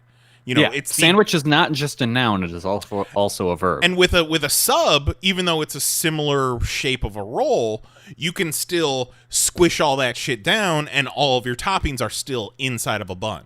Well, Yeah. there's nothing stopping you from squishing all your hot dog toppings down inside of a bun. You seen a Chicago dog? Yeah, but Yes. you don't see anyone eating it like that. Right, exactly. You eat a hot dog like a hot dog. I'm positive that none of us have paid attention enough to the way people eat a hot dog to know that no one ever turns Oh no, it like I'm pretty like sure. 90s movie kill shot gun holding No, to be like, I'm gonna just twist this 45 degrees and take a bite. Yeah, but if you're yeah, but hot I'm pretty dog, sure if people were smushing their shit together and eating the hot dogs like a sandwich, you would recognize. Yeah. You'd be Yeah. like, And- well, how is that? No, I don't think that's even that weird. Like, what do you mean smushing it Have together? you Like, ever seen it? Kelly you brings just up get your toppings all in the bun? Yeah. Kelly brings up the Chicago dog, and you're not turning a Chicago dog sideways Have- without who- everything falling Who out. have you seen Yeah. turn a hot dog sideways? I have turned a hot dog sideways. With all kinds of toppings on it? Yes. Here's Turn what I that like hot about dog sideways and Here's stick it straight what up you its do. candy ass. You get a hot dog bun. You put your mustard on the bottom. You put some sliced pepperoncinis on the bottom. You drop the hot dog on top. You squeeze that shit together real good. And I don't give a shit what direction it's in. I'll take a Yeah, but bite. now you're not making it like a traditional hot dog. True. So you already What changed says the who? game. Why? Says Yeah, who? but you changed the game from the base. We're talking if somebody ordered a hot dog, if you Yeah, went like to you go to a Portillo's hot dog and cart. ordered a hot dog, and they Yeah. gave you the hot dog, Yeah. you're not turning it sideways, or you're not giving it a smush and then turning it sideways and eating it. You're going to keep it up. The open. Let's say face up. hypothetically I was at, I don't know, Fenway Park, and they brought me 2 hot dogs to my chair. I'm turning that shit sideways. It's sticking it straight up your With candy ass. all that shit on the top. What all that shit? What all that All the shit? toppings. It's Yeah, like the- fucking all mustard. the toppings.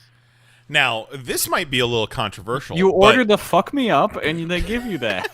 along the same lines as a hot dog, which I will agree has the qualities of a sandwich, but in my heart of hearts, I don't consider a sandwich. You know what else I don't consider a sandwich? Hamburgers, because that's a fucking burger. Like, it is, you look at it and it is the components of a sandwich, but it's a hamburger. I wouldn't argue it. I would personally call it a sandwich, but Yeah. if you want to Technically. classify it as its own genus, Right. that's fine. If you took a hamburger bun and put a piece of chicken on it and lettuce and tomato, what would it be? A sandwich. Yeah, that's a sandwich. It's a sandwich. Yes. So if you take a hamburger bun and you put lettuce and tomato and a hamburger on it, It's a hamburger. okay, why but is that a hamburger, not a sandwich? okay. Because it's a Question, hamburger. Mahoney. If you Because want the to chicken order, is in a hamburger. if you want to order the one with chicken on it, what would you say? What do you want? Let me get a chicken sandwich. Okay, what But would have you say? ever ordered a hamburger sandwich? No, I have not, but that doesn't change the classification of it. Well, yeah, it does because it's called a chicken sandwich. It's classified as a chicken sandwich. Mahoney not once went to the classified Cheesecake Factory as a and ordered a hamburger hamburger sandwich, and they gave him a chicken sandwich. I'll tell you what, though, I'm gonna start calling it that when I order it. I'll take one medium hamburger sandwich Yeah, could I get a Big Mac hamburger sandwich? and a chicken hamburger. And can you please turn that sideways? No, you wouldn't turn a burger side. You know what? You probably would turn a So burger you're telling me sideways. You'll pack a bunch of shit on a hot dog and turn it sideways, but you won't fuck around and eat a hamburger sideways? I'm gonna turn whatever I'm eating any direction I need to turn it to get it in my mouth. That's what I'm gonna do. Yeah, but why do you have to turn a hot dog sideways? Yeah, but why would Why you? not? Why would you turn a hot dog sideways? If you ordered a chili dog, your first instinct is to turn it sideways and take a big honking bite. No, Chili I'm not running down saying your arm. every single time. I'm saying there's nothing stopping you from turning a hot dog sideways and taking a bite of it. That's Yeah, true. but what I For agree, I whatever agree with reason. you. If you started the base by putting the condiments and the toppings on the bottom, like you suggested, when you do that, then you change the game from the beginning. But a regular old ordered hot dog, you're going to get everything on the top. Yeah. Right. So first of all, I don't think the toppings on the top are quite as messy as you think they are. So we disagree there. If you order a Chicago dog, it depends on what kind of. If you order a can be. Chicago dog, yes. So it depends. So what I'm saying is, yeah, sure. If you have a hot dog that is overflowing with chili and turning it sideways will cause chili to dump on your lap, then of course you're not going to turn it sideways. But if you're eating a normal 99% of the time hot dog, then you could turn that thing any direction you want, and you're going You to be can fine. turn it, but probably like 95% of the people won't turn it. Right. I don't think you know that. Okay. All right, time. Nice. Go. Okay, I'll DVR tell you what, I'm going to every start. TV, every Food Network show that involves hot dogs. Yes, and then let's find a find fucking 30 video. different clips. Keep a Let's find record of 30 how they different eat clips. them. Juan eats hot dogs for every fucking meal. Juan, what angle are you holding them at? Yeah, but do you trust Send the man us a who only video. eats French fries and onion rings? And hot dogs. The man is the closest thing we know to a hot dog expert. Of course I trust him. Nice. Go through every episode of Diners, Drive-Ins, and Dives Done. and see I what bet Guy that- I Fieri bet- does. Guy Fieri turns his hot dogs whatever direction he needs to turn them to get it in his mouth. If we can find 30 clips of people eating hot dogs, let's see how many. Okay, here's the turn deal. it to Here's the deal. side. What if the height of the hot dog is like 3 inches, right? And the width of the hot dog is like 2 inches. You're gonna try and struggle through the 3 inches? No, Or you're you- gonna turn your head or your hand or whatever. You and turn get your head. from the These are hot side. dogs, you order it. You turn your head. You don't turn the hot dog. You turn your head. You turn whatever is easiest. Which No. is your head.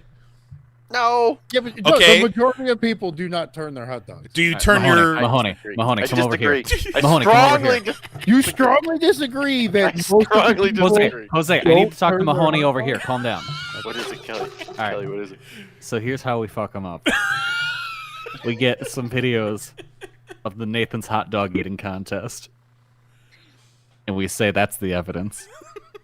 That's one 'Cause those- clip, though. Those Cause aren't even in a bun. Because those animals eat them however they want. They drink their buns like they're. Yeah. Yeah, but Wet those also juice. don't have toppings. Okay, So so just fucking shove them shits in 4 at a time. Most hot dogs just have mustard or ketchup on Yeah, them. but what blows my mind is you seem to think like people not turning their hot dog is the minority. I'm That's saying. what baffles my mind. I'm saying that what people are going to do is they're going to bring their food to their mouth in whatever angle and direction they need. Listen, Joey Chestnut is gonna shove 4 hot dogs in his mouth at once. He don't give a fuck. But it's all mental. When you mentally eat a hot dog, you just Right, people so- mentally hold the hot dog with the opening up, and But then what they'll turn you their want head me to to it. believe is that they are conditioned to precariously hold it perfectly upright because they're worried about their toppings, and it's got to be like a perfect 90-degree angle as it goes in their mouth. And that's No, just what not- I'm saying is the majority of the people who eat hot dogs do not turn it to the side and then take a bite, and you seem to not believe that. I don't. I don't believe it. nothing quenches your thirst quite like a Popcast classic. Fucking wild. I stand by every single thing I said. The in more that that time conversation. passes, the more I really do think Mahoney's right.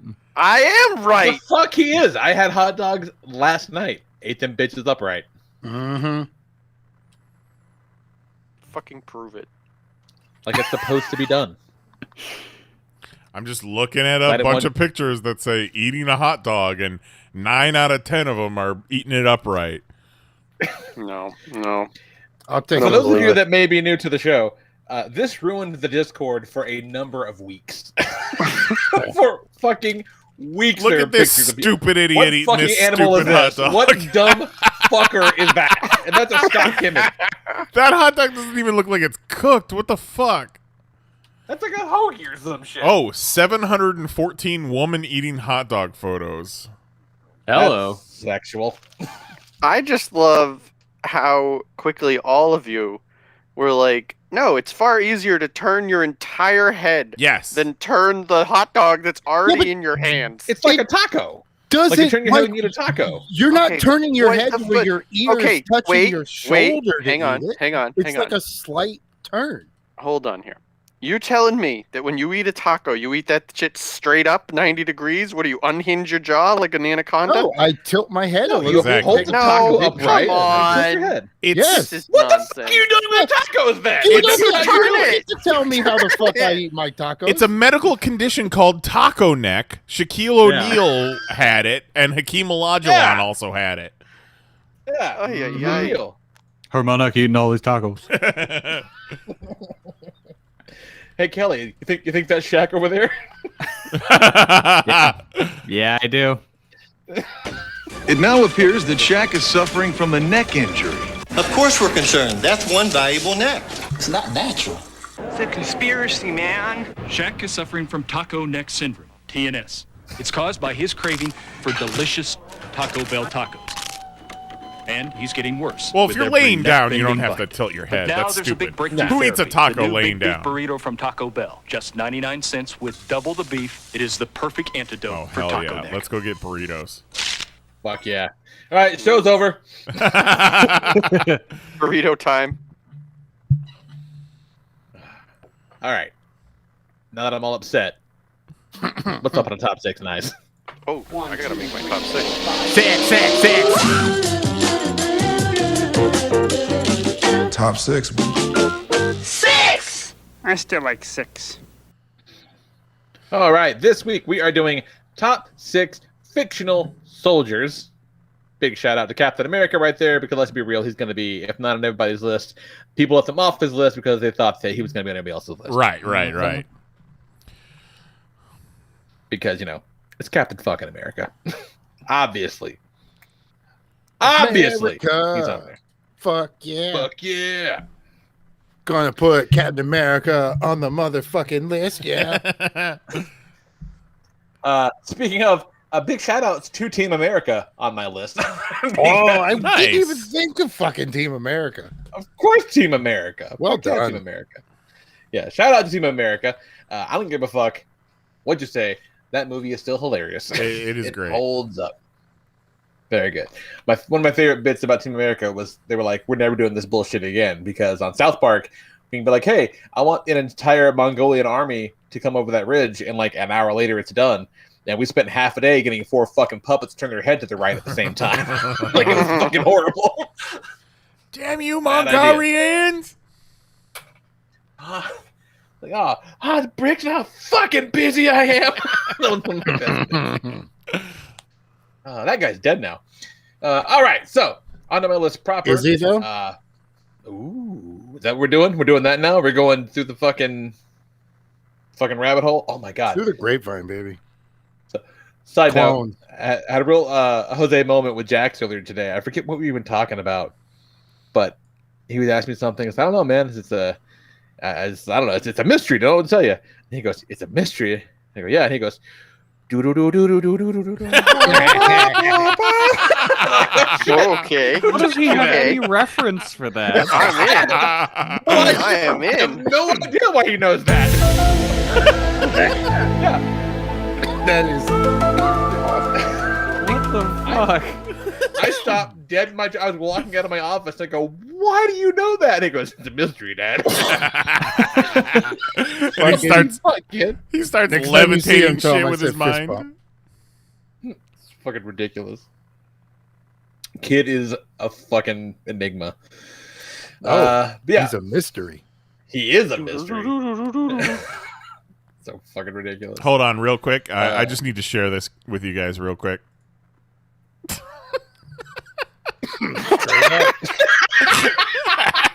Look how ridiculous she looks. That way. So you're totally wrong. Oh my god. I'm telling you. Jesus. Oh, all right. Number 6. Because doing a bunch of G.I. Joe shit wasn't enough, she eventually got tasked with doing a whole bunch of Transformers shit too. Leading the whole strike force. I'll go with Scarlet from the IDW continuity for G.I. Joe. Nice. Because she's a real badass. And she became friends with Optimus Prime. And, so that means she's better than the other soldiers you guys are fucking talking about. Fair. But only number 5 on your list? What if we're talking about Josh Duhamel? Yeah, but that's when Lee's like, Josh yeah. Duhamel. He's Your friends with guys' Optimus Prime. Uh-oh. He is. Fuck Josh Duhamel. Mm-hmm. All right, number 5, Jim Raynor from StarCraft. Oh, fucking killing all kinds of alien guys. Pimping around most of his missions. I'm going to say about 95% of his missions on a sweet-ass hover motorcycle giving orders, which is pretty dope. Just landmines and yelling at Zerg. Fucking used to love that game. I lost years to fucking StarCraft, you guys. It was a big deal. And I got my ass kicked by a bunch of Korean kids because there for a while, StarCraft was the official sport of South Korea. I'm pretty confident. I was gonna say, yeah, you got out of there before it got serious. No, I was in it when it was serious. That was my shit back in the day, and it was all fun and games until we started getting our asses whooped. It was so they fucking ran us out. What the fuck is this image, Knize? Jesus Christ. What the fuck? I'm sorry. I'm just going through 714 photos of women eating a hot dog. Still not sideways. That is a way to eat hot dogs nowadays. You hollow out the middle and you stick them right in the bread like a bread condom. Wait, is that serious? Yes. Yeah, I've seen a few that look like that. What? That's way too much. They pour like a bunch of shit inside too. Like they'll dump a bunch of condiments and stuff in, and then they slide the hot dog in like it's a porn. What? Still not sideways though. What do they do with the inside bread? Eat the fuck out of it. Don't know. Feed it to the homeless. Ducks. The inside bread's the best part. Easy, Jerry Seinfeld. What is up with the inside of the bread? What's up with all this bread inside? What are they doing?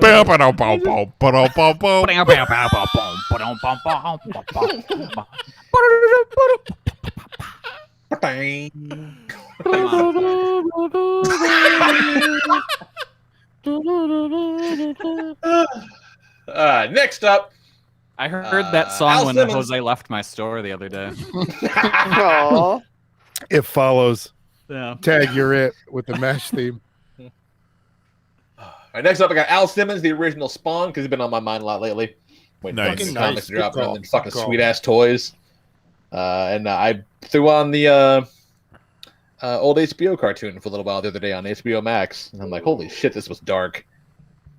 And I forgot because I watched it I watched it on DVD a lot back in the day, and I forgot that the shows used to open with Todd that is like a drafting board. Yes. This weird like warehouse thing, whatever. I forgot that it happened. Yeah. And the first episode started with that, and I'm like, holy shit, look what a baby he was. Oh my god. Oh, hey, it's me, Spawn's creator, Todd McFarlane. That's Now basically you might how know it starts. me as noted baseball fan, but I also make comic books. I ever tell you about rhinos? One of my favorite little Al Simmons pieces of trivia is first season of The Simpsons. I forget what episode it is, but Smithers is going through employee files looking for Homer Simpson's file, and right before Homer Simpson's file is Al Simmons. Oh, no shit. I mean, not the Al Simmons, but... Right. I was trying to sell Jose on some old Spawn figures yesterday. Yeah. They look pretty good. I should have fucking bought them.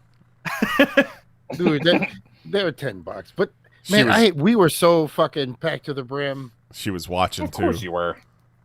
And then if I started shopping, because she gets antsy, you know what I mean? Like Jose leaves all his underwear with Kelly. To buy Spawn figures. Ship this back to me. if she wasn't watching, I would sit there and talk to Kelly all day. Miss my flight.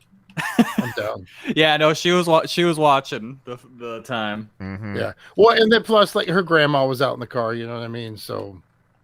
Did at least leave the door cracked? Jesus Christ! Yeah, no, the air conditioning was on, and she was listening to her favorite music. Oh, okay. We'll allow that then. After Jose left, I turned to my boss and said, "That's the guy that lost his underpants at C2E2." Oh, Wizard World Chicago. Come on now. Oh, that's okay. God, I will never forget that. Hell of a first impression, Jose. Hey. Yeah, that's what I do. All right, next up, Alan Dutch Schaefer from the classic film Predator. What the hell are you? Fucking kill the giant badass alien covered in dirt and mud and shit. Figured out how to do it. No, never say die. The manliest handshake in the fucking game, Dutch Schaefer. Fucking real shit. Built a Carl Withers Lego figure today for the fucking Mandalorian set. You son of a bitch. Dylan. Son of a bitch. So you're still pushing pencils. Controversial pick for number 2. I'm going with Korean War veteran Red Foreman from that 70s show. Otherwise known as the Red Foreman show. I thought you were going to say Adolf Hitler from Inglourious Bastards. No. Shout out to the Bear Jew. Saying. No, man. Fucking Red Foreman is the best part of that fucking show. Man fought for his country, then came back and raised a bunch of dumbass kids in his basement. They weren't even his. The fucking American hero is Red What? Foreman. Yeah. I mean, yeah, kind of like if those kids hang around long enough, you know what I mean? Like he They're kind of basically helped his raise kids. them. Yeah. No, Yeah, but he was their surrogate dad. It was a surrogate dad. None of those I mean, kids were if- his? Well, I mean, the one. Eric Okay. was. and the daughter. Eric was. Yeah. Eric and the the daughter. sister, but like everybody like- else pretty much grew up at their house, kind of fucking following Hyde- their rules. Yeah, let And Hyde move in eventually, you with him know- for a while. He would have like probably sat one of that, like cornered one, had a fatherly talk, tell him stop being a dumbass. Just, you know. See, the way you phrased it, I just thought that Red got cucked or something. He was raising some other man's kids. No, definitely No. not. He wouldn't have that shit. He'd kill a man first. No, you think Clarence Boddicker gets cucked? I mean, if he Clarence wants to, Boddicker cucks. bitches leave. Yeah. Fucking wonderful. And then number 1 with a fucking bullet from a humble record keeper, glorified librarian, to fabled lawman hero, to soldier, to leader of an entire goddamn army at Optimus Prime. Best fictional soldier of all time. And I'm going to include Captain America. Fuck Captain America. Optimus Prime to that. You heard it here first. Lee Rodriguez. Fuck Captain America. Fuck Captain America. Oh god, I don't want that out in the world. I take it back. I'm sorry. That was all satire. Look what Wasn't you've real. done. Wasn't real at all. Man. God. Whatever you do, don't put that in the intro. I don't want that at all. That's the pop classic next week. Oh god, just on a loop Remember for that 7 minutes. Lee said, fuck Captain America. Motherfucker's just trying to get me canceled this week. I swear. Oh, don't bring that up. Nice. Put up the image. No. We had to revert to visual aids to help Lee understand.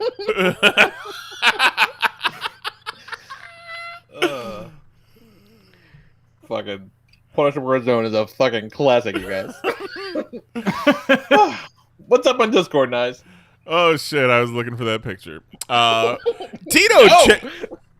Tito checks in. Tito hasn't done a top 6 in a while, so that's Well, no, he's been too busy getting fucking yoked. yeah, Fucking man. swole.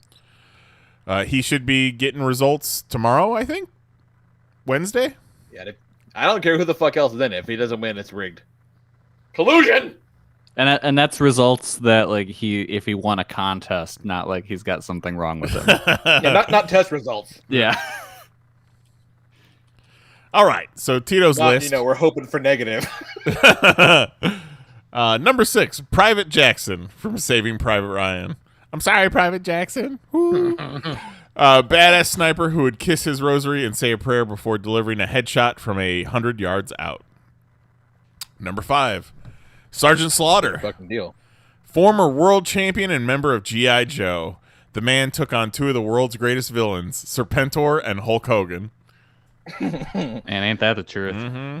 Are there any other like real G.I. Joes, or is it just Sergeant Slaughter? It's just Sergeant Slaughter. Well, I mean, William Refrigerator Perry was a G.I. Joe. Ah, that's right. That's Right, true. that's right. Roddy Piper was an Iron Grenadier, which is like I did not know that at all. Yeah, he got a G.I. Joe at like a G.I. Joe fan fest or something like that, like an exclusive. Really? Yeah, he trained Destro's Iron Grenadiers. That was his backstory. Okay, Huh. I didn't know that. Number 4, Colonel Nathan We're an Jessup. educational podcast. From A Few Good Men, the asshole who ordered the code red, played brilliantly by Jack Nicholson, gave us an iconic and often quoted scene in movie history. You can't handle the truth. I remember seeing A Few Good Men and being like, man, I want to be a lawyer. This sounds awesome. I want to be a military lawyer. I want to be a dentist. Number 3, Solid Snake from Metal Gear Solid. Fucking fist bump. My nerves get bad when I think of the anxiety this game gave me from trying to sneak around. The cinematic scenes of this game were revolutionary for its time. Remember when we did? My God, like it just goes longer and longer. As that series goes on, he just like doesn't take a shit without talking about being a soldier. That motherfucker is a soldier. Remember when I watched 6 hours of Metal Gear Solid gameplay to figure out how a raptor would win that game? Number 2, Buzz Lightyear from Toy Story. That's a good one. This Space Ranger helped change animated movies and launch Pixar. Let's all applaud the decision to name him after an astronaut, Buzz Aldrin, instead of sticking with his original name of Lunar Larry. I pronounced that weird. Lunar Larry. I don't think it would have been as successful. No. I had not heard that before, but yeah, good call. Lunar Larry to the rescue. Nope. No, that's fucking terrible. And number 1, Gunnery Sergeant Hartman from Full Metal Jacket. Whenever I hear about a drill sergeant, this is who I picture and hear. His ability is insult and break down anyone in front of him is a thing of beauty. What's your name, scumbag? Yeah, he's I don't know how to tell you this, Tito, but I think he's the villain of that story. Yeah. But he's good at it. Tito's like, number 1, Red Skull. Fucking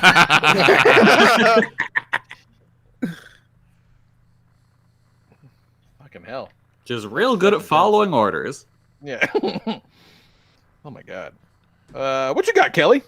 I got number 6, Green Army Men. Yes. Nice. Oh, yeah, there you go. Can't go wrong with those toys. And then they double as you put a little ribbon on them, make them Christmas tree ornaments. What? Oh my God. That's the most white trash thing I've ever heard. Yeah. I'm not opposed. I've just never heard of it. No, it works. Hey, how else are you going to keep the Japs from taking over Christmas? Oh my God. Put that in the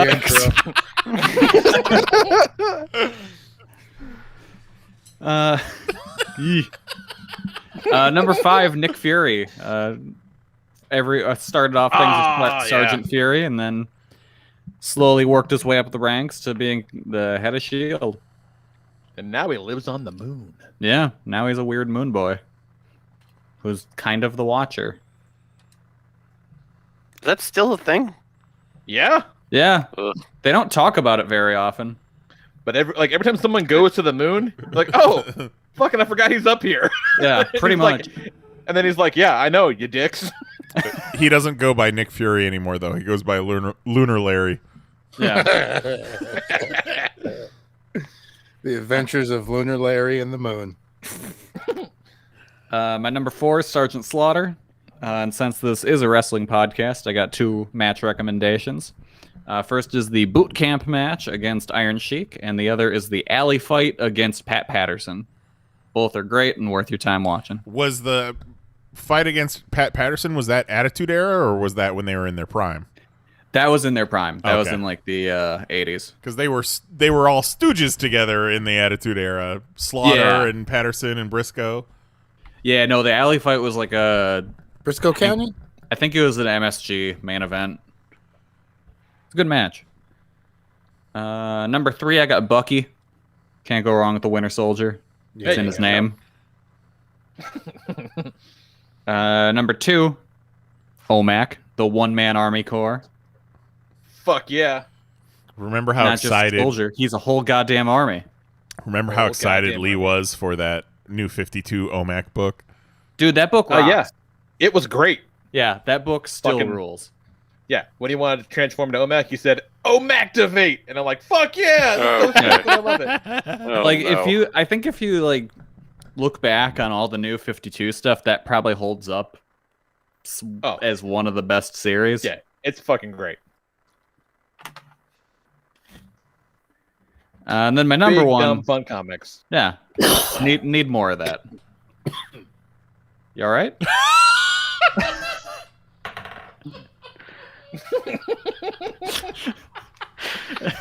Number 1, Captain America. Choked on my coffee. Yep. Couldn't tell if it was Jose or Lee. I think that was Lee. Yeah. It was not, you fuck. Jose's deck guy came by this afternoon. Lee's like, they need another week on the deck. I don't know. They just said. Good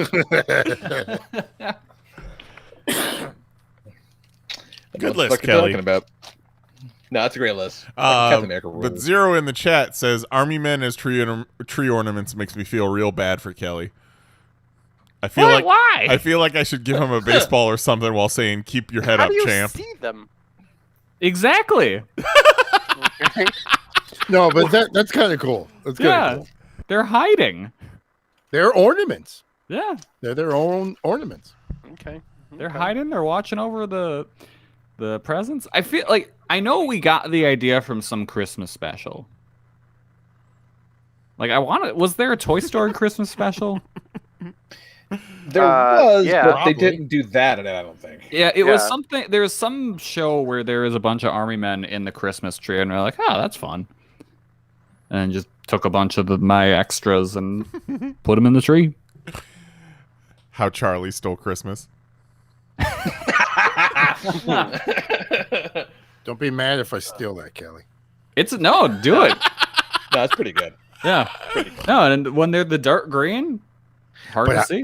Nobody tell the lady. Oh my God! Like we'll set up the Christmas tree and then I'll put those in like when she's passed out and see if she ever knows.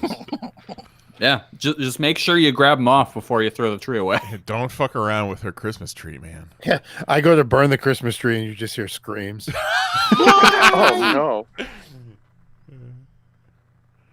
I give the tree like 4 once-overs after I think it's all clear, just to make sure. I'm melting.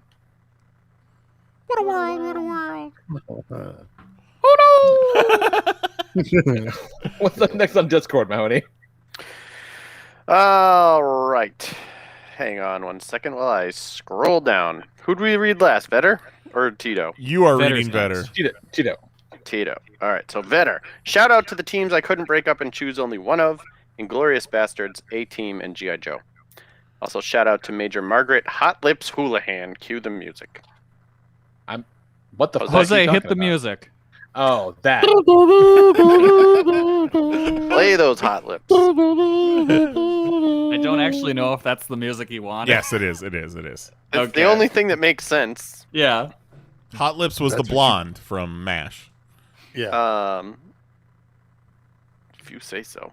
Let me tell you, I don't like this list already. Number 6, Sergeant Forrest Gump. Nobody could put a gun together or run faster than Gump. Single-handedly staved his platoon and earned his medal. Delivered probably the greatest speech on Vietnam the world has ever heard. So I think that's a good pick. Yeah, I guess. And to my knowledge, the only soldier to have a song written by them by Weird Al. Could be. Gump. Could be. I don't know who this person is, but number 5 is Major Benson Winifred Payne. Fuck yes. Major He Payne. killed Payne. Oh, Fuck okay. Damon Wayans. He killed everyone that needed to be killed, then inspired kids with the tale of the little engine that could. Fuck yeah. Spelling out his full name is chicken. That's a good pick. That's a great pick. Hey, Kelly, since it says a wrestling podcast, Major Payne fought Bam Bam Bigelow in that movie. It's true. Oh man, what You know movie what is his this? entrance music was? Major Major Payne. Payne. It's a little old movie called Major Payne. It's fucking great, Kelly. You'd like it. Okay. Movie night. Next Memorial Day. Here's another movie for you, Kelly. Chief Petty Officer Casey Ryback from Under Siege. He's Oh, just I know the cook. Ryback. He's the one who throws all those parties. Yeah. Ain't no He's the party one that like a keeps Ryback making party Twitter because a polls. Ryback party's got a stripper and a cake. Yeah, he keeps making Twitter polls and people keep telling him to retire, and then he keeps throwing out the results from that, saying it's just trolls answering he should retire. Oh man, that's sad. That's sad. I think it's a bit, should but I'm not not do that. sure. Under Siege is lit. Yeah, it's a good movie. Mahoney alluded to it, but yeah, Erica Laniak popping out of that cake. Good stuff. Yeah. So Kelly, they're on a boat, right? They're on like a warship, Okay. and there's Steven Seagal. He's the cook, so he's just like down in the kitchen, like, washing dishes. And teaching people how to kick. Yep. And they're like, And shut then- up, you're the It's also, cook. this is like before he's a joke. Like this is like prime Yes. Steven Seagal. Yeah, Right, this is right. like one of his biggest movies. So he's down in the kitchen just doing his job, paying no mind, while the entire ship is being taken over by terrorists. You might And then- say the ship is under siege. It's under siege. Yeah. And so then it's him and a stripper who was in an enormous birthday cake who never got the cue to come out of the cake. And so as he starts making his way through the ship, she just pops out and is like, what the fuck is going on? And he's like, grab a gun, we're killing a bunch of terrorists. But the terrorist that's taking over is Tommy Lee Jones, and the captain buddy that was involved is Gary Busey. Yeah, and Tommy Lee Jones is playing like an Easy Rider, like hippie stoner terrorist. Get kicked out of the military, Yeah. disbarred from the military, went rogue with his people who, We're just One of making bad jobs. hippie terrorists. yeah, we're just making a list for movie night, aren't we? Yeah. That's Under Siege one of is the fantastic. that's one of the movies we watched in the hooch. All right, number 3, Colonel John Matrix, Commando. Fucking nice. Fuck yeah, Commando. Barely edges out Dutch from Predator because we got to see more of what he can do. Escape an airplane, fly an airplane, tracking skills, lie to Sully, eat a green beret, infiltrate an island, kill everyone creatively, save his daughter, all with the clock ticking down. The opening scene of Commando is him just running over a hill carrying an entire tree on his shoulder. Okay. Yikes. Now, when he All says right. eat a green beret, does that mean he ate a hat? Or a person. Yeah. I was wondering the same thing, but I didn't ask. Jose? I don't remember that actually. No, he was like, I ate green berets. Like the military, the green berets. So he like said, I ate a green Like beret he- for breakfast. Yeah, Oh, okay. you think you're a hot shit because you're a green beret. Well, I fuck up green berets. Okay. He That's took what his he said. hat right off his head and ate it in front of him. He turned would- it sideways first, though. The most Yeah. disrespectful thing you could do. Just eat another man's hat. I would be livid if someone ate my hat. Took it right off your head and ate it. I would throw a fit. And then fed Absolutely. you a Jolly Rancher. Absolutely. Okay. I've always wanted to take someone's hat off their head and say, I have your power now. It didn't work out so well for that YouTube boxer when he grabbed Floyd Mayweather's hat and was like, I got your hat. And Jake then he Paul. kicked his ass. Yeah. Oh, man, I hope he just, makes him shit all the blood. I really can't wait for the fight where he just gets absolutely destroyed. It's going to be a wonderful gonna time see a for everyone murder. involved. All right. I don't know how I feel about this. Number 2, Lieutenant John Rambo, a one-man army. First Blood is highly underrated. Is it? Right? First Like, Blood's First fucking Blood, I would have to watch it classic again. action movie? highly underrated. Yeah, like Rambo. Like if you talk about Stallone as an action star in the '80s, like it's Rambo, right? But First Blood is. That's not the Rambo that became like the icon. Like First Blood is, it's almost more of a drama than a big blow 'em up action movie. It's definitely the better movie. I feel like. Sure. First Blood's fucking great. He's just trying to do his own thing. Though. I guess. Yeah, I guess. I here's the thing. Between Rambo and First Blood, people are gonna be like, "Oh, fucking Rambo." I get your point. I got you. I'm back now. Maybe you just say, they're bagging on it because it's not the action-packed. It's just not Rambo. Thing. Could be. Okay. It's definitely not Rambo the animated series. Fighter pilot Ted Stryker. Those movies, by the way, go First Blood, Rambo, First Blood Part 2, and then Rambo 3. Drives me fucking crazy. And then Rambo. Right. Which isn't that bad. No, that one was good, and then didn't they do another one recently? Yes, they did. Rambo Kills or something like that. So yeah, where I completely missed that one. Yeah, that one came and something. Went. There was another one, but the one from like 10 years ago was legit. Yeah. Well, with Julie Bowen, Julie Benz, fucking Rita from Dexter. Yeah, that one's pretty good. When he fucks those dudes up with a 50 cal? Yeah. Full of fucking horse meat. Giant man. What's his number one?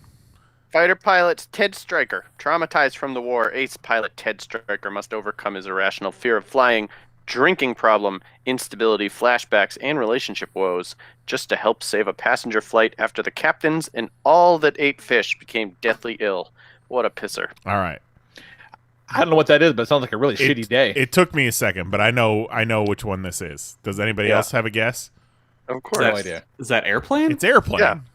Nice. Fucking nice pick. I appreciate the bit, Vetter, because besides Under Siege, he didn't tell you where any of these characters were from. Mm-hmm. Good. No, that's a solid list. It's a solid list. Yeah. Well, he told us Commando. We may see some of those people again. Forrest Gump. Fucking Airplane. Ridiculous. All right. Hey, what you got, Jose? All right. We got some shout outs. Motherfucking Snow Job. I'm surprised Vetter didn't shout out Snow Job. That's one of the figures Kelly showed me at his comic shop. Yeah, I was like, oh, look, you can get a complete Snow Job. Man, I should have got those. Yeah. How much was a complete Snow Job? Yeah, how much does a complete Snow Job run? I think it was like 25. Came with the card. Yeah. 25 is a pretty good deal for all the way to completion. Yeah. Shout out to Hawk Pierce. You may know him from the classic. Shout out to Lieutenant Dan. Lieutenant Topper Harley. Topper Harley. Anybody? Oh. I know it, but I can't place it. I can give you the actor. Yes. The actor has tiger's blood. Okay, Hot Shots. Oh, fucking Hot Shots. Yeah. Hot Shots Part 2. Hot Shots Part 2, yeah. Shout out to Walter. God damn it. What is it? Sobchak? Yep. Big Lebowski. Bam. You're out of your fucking element. And then shout out to Tyrese Gibson, Transformers. Bring it! Ladies and gentlemen, Tyrese Gibson. All right, so number 6. Heading up my espionage, my fucking, stealth missions. We're going to go Ethan Hunt, Mission Impossible 1. Nice. Movie. Desert Storm Ranger turned CIA agent. There you go. Number 5, going in with him on the silent tip, on the backup, we got Snake Eyes, because I had to have a GI Joe, and Hawk was my dude. Like out of like Hawk, Flint, and fucking Duke. Fuck Duke. But I'm saying, like, out of those three, Hawk was my dude. I dug his figure a lot. So, but I was like, Snake Eyes. Number 4, former Army, Green Beret, CIA undercover agent, turned Foxhound operative, Solid Snake. What was it, Tito, who picked Solid Snake too? Yeah, fucking solid. Fucking fist bump on that. Number 3 coming in, fucking ex-Delta Force U.S. Special Forces Colonel John Matrix Commando, because fuck yeah. I mean, how baller of an opening scene to set your character off than walking up carrying a tree to your log cabin that you know he fucking must have built by hand. The dude's and it probably took him carrying 45 minutes. a fucking tree. He don't give a fuck, dude. But my Commando, question is, written by Jeff Loeb. Really? Yep, Jeff Loeb wrote Commando. holy shit. Yep.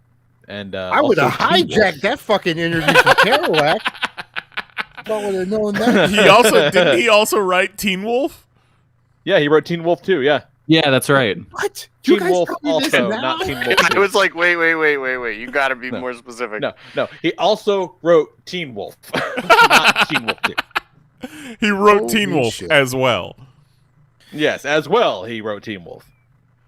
So, who was it? Vetter who put Matrix over Dutch? Yeah, and listed all the accomplishments. Now, I do agree with all of that, with all those accomplishments. But if you told me a motherfucker killed a predator, that's all you need to tell me. So for that, number 2 is Alan Schaefer, fucking Dutch.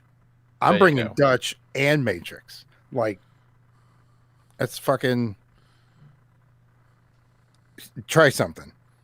Alan Schaefer. Alan Schaefer. They That's his looked name? at Bet your Arnold ass. Schwarzenegger and said, okay, your character's name is Alan Schaefer, but everyone calls he's you the- Dutch. No. He walked in and the character was named Alan Schaefer. He walked in and said, no, his name's Dutch and he smokes a cigar. For real? Probably. Sounds real. Fucking, he got Carl Weathers smoking cigars on the set of that movie.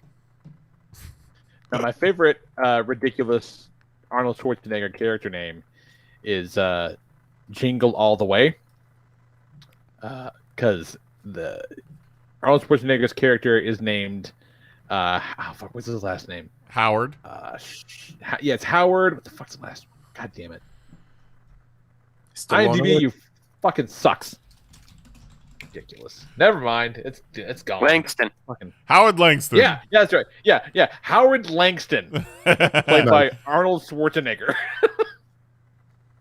Someone was like, "Yeah, you got a real Howard Langston vibe, Arnold." It's great because they just picked a random name, and then when they cast Arnold Schwarzenegger, no one was like, "Well, I mean, Langston is just so critical to the plot. We can't possibly change it to me anything that fits him." Yeah, find and replace was just too difficult back then. Yeah. Hey, Knize. Yeah. You're my #1 customer.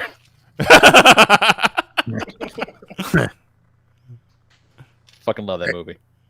And then closing this bad baby out, I kind of got a because, Captain America, but fucking Captain America is my number. But MCU specifically. Yeah. I don't know much about comic Captain America, but MCU, Chris Evans, Captain America, that run of 3 films is fucking perfection. No, I mean, you're not wrong. And then the number 1 is the whole A-Team. The entire A-Team. All right. There is no picking one of them. The A-Team, all or nothing. And I will take all. You have no one left to call. Solid list, Jose. Solid list. Well met. I like your gimmick of like forming a team. Pretty cool. We're fucking going in, dude. Squadding up. Yeah, it's like the whole A team. Gonna go murder some children. All right. Fucking, I Juan should have checks picked in. Anakin then. Oh. He was a soldier. True. Yeah. He fought in the Clone All right. Wars. Juan checks in. Shout out to Captain America. He should be number one on all the lists. And Cap'n Crunch, he says. All right. Number 6, Bazooka. His sacrifice in Resolution will never be forgotten. R.I.P. Number 5, Sergeant Fury. He led the Howling Commandos and America to victory. And also goes by Lunar Larry now. Number 4, Law and Order. A poor man's Junkyard and Mutt. Hell yeah. Who was... I don't know what the fuck. Number 3, G- Junkyard and G.I. Mutt. Joes. Yeah, they're G.I. Joes. Okay. Number 3, Junkyard and Mutt. A rich man's Law and Order. Okay. Gotcha. Number 2, Snake Eyes. Rizzoli and Isles. And number 1, Hawk, the real leader of the G.I. Joes. How are you gonna go 5 Joes and 1 Nick Fury? One, yeah, right. Like, go 6 Joes, whatever. man. Go 6 Joes and shout out Nick Fury. Come on. Commit, motherfucker. Commit. All right, what you got, Knize? All right. Let's see here. My number 6. Tito mentioned him earlier.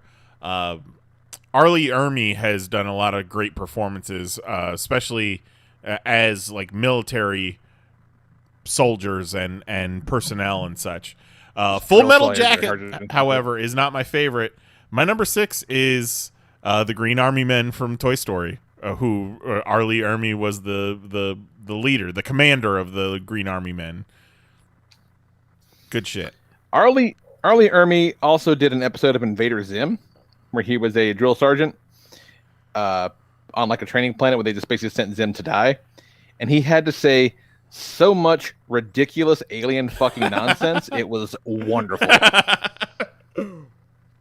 And he just commits to the bit all the way through, and I'm like, they must have just written more bullshit to have him say it. It was tremendous.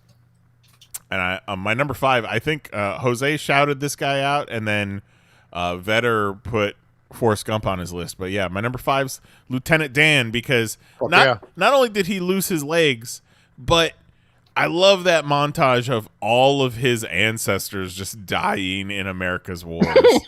That's so fucking cool. And then, Lieutenant Dan, you got new legs. You got magic legs. Lieutenant Dan, ice cream.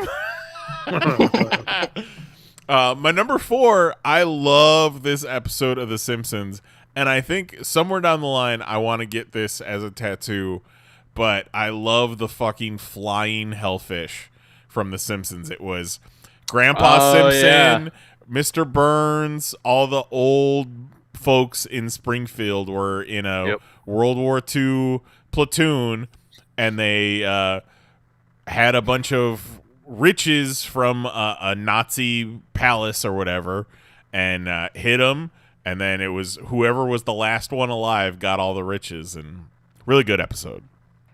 Cool tattoo. Yeah, I love the bit where the tattoo is like, it looks like a shriveled up piece of bacon until like he pulls his arm tight and it looks like the flying hellfish. It's a good bit. My number 3, I'm gonna go with the whole Inglourious Bastards team. Like, fuck yeah, they don't take no shit, man. But also, shout out to Sam Jackson's character from Hateful Eight, who was a Union major who made a guy suck his dick before murdering him.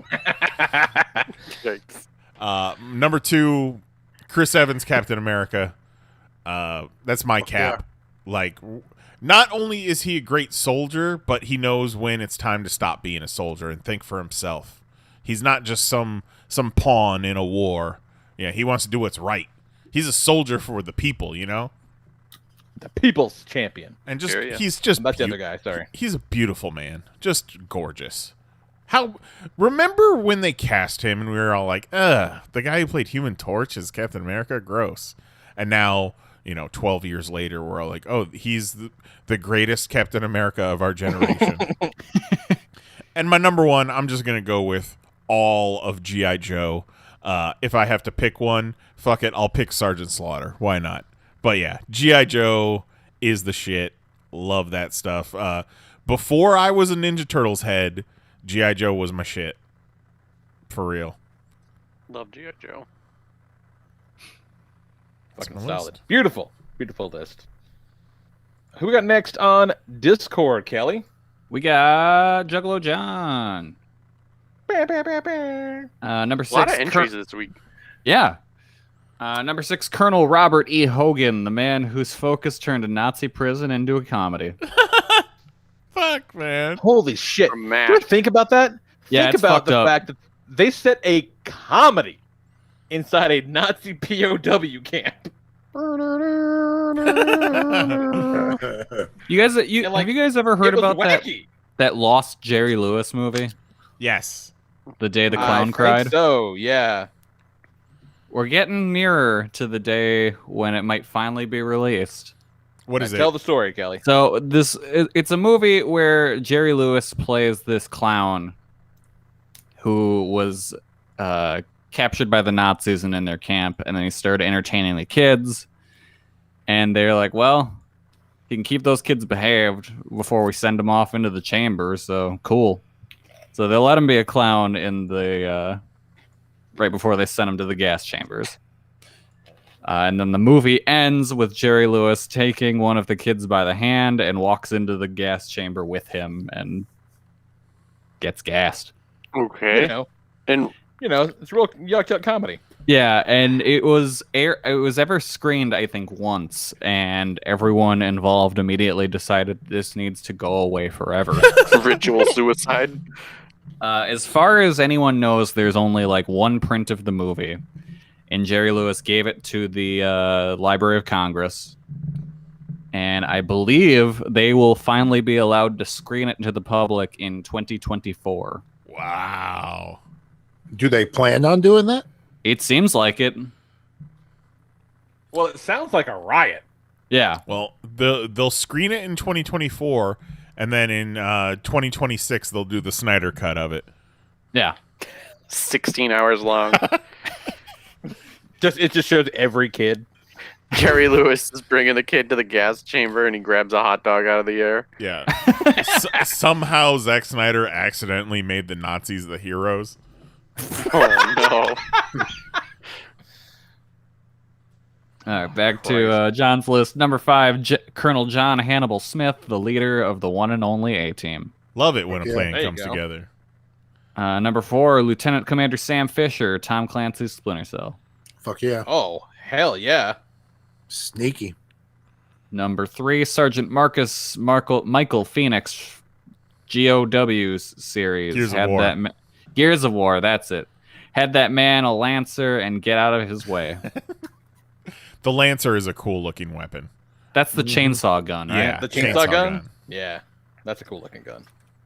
Number 2, Guile from Street Fighter series is a pilot and commander in the United States Air Force. I had Guile on my list, but he was never my favorite Street Fighter character. I would just be throwing him on there. No, I like Guile, but he's not my favorite. But his theme goes with everything. Yes. Yeah.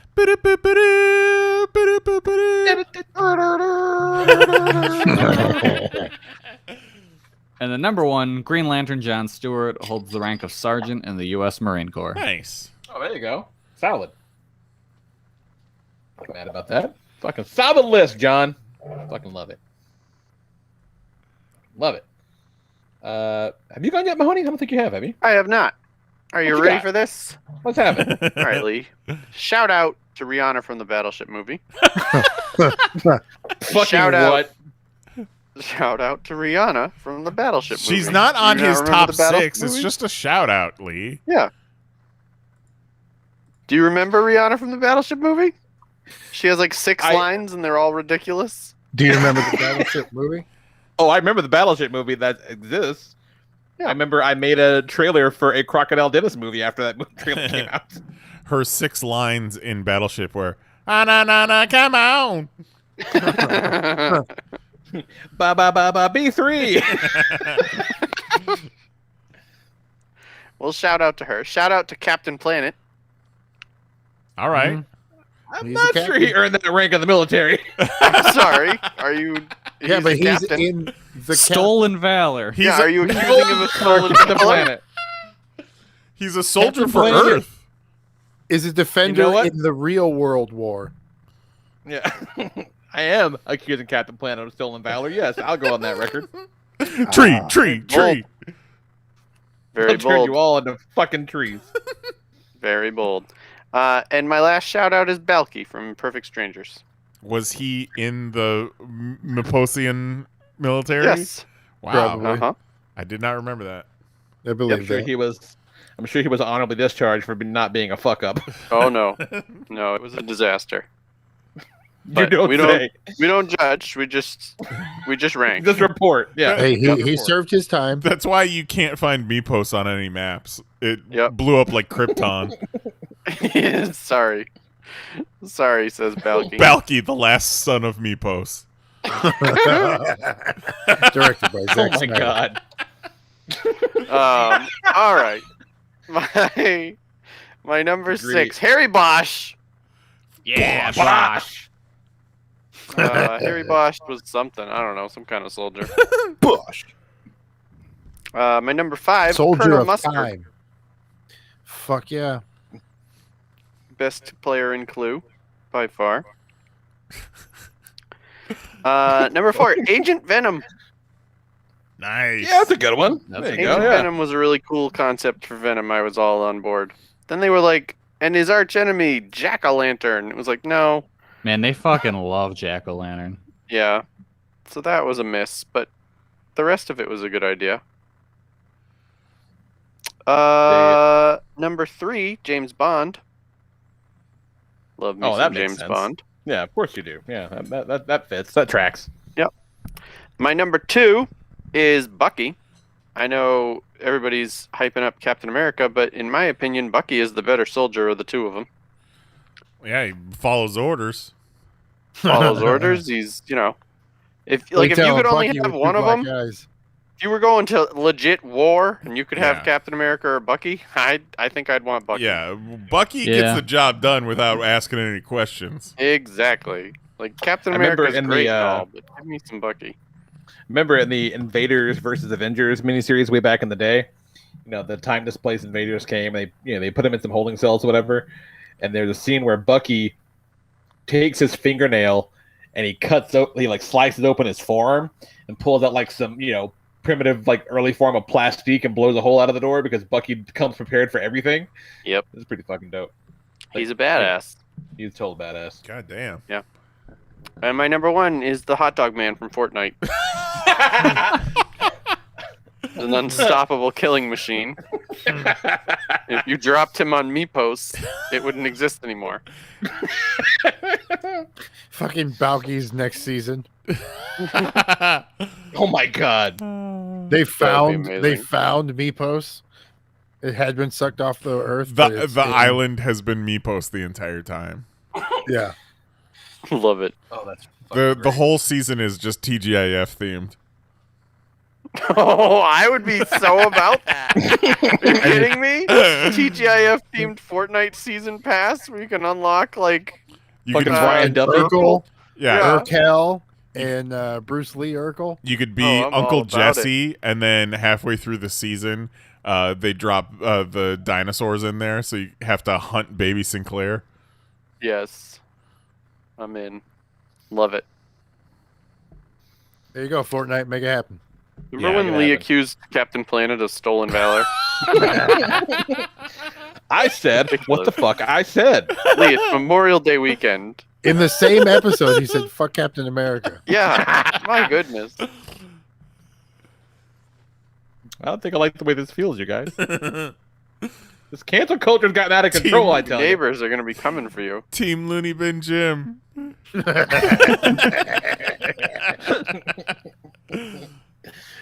Fucking LBJ for life. No. Swerving out of that, Zero writes in with the top 6 fictional soldiers. Shout out to Rico's Roughnecks. They were originally on my list, but I ultimately decided they were a bit too similar to my first entry, that being number 6, the Zerg came, as was foretold, and the Protoss, firstborn of the gods, rose to fight them. And right in the middle of it all was good old Jim goddamn Raynor and his ragtag bunch of humans. Fuck yeah, Jim Raynor. Through determination and love, he actually brings out the good in the Zerg leader and ends the war. That's some StarCraft, you guys. It's really fucking good. Number 5, the Galra Empire ruled the galaxy with an iron fist for thousands of years.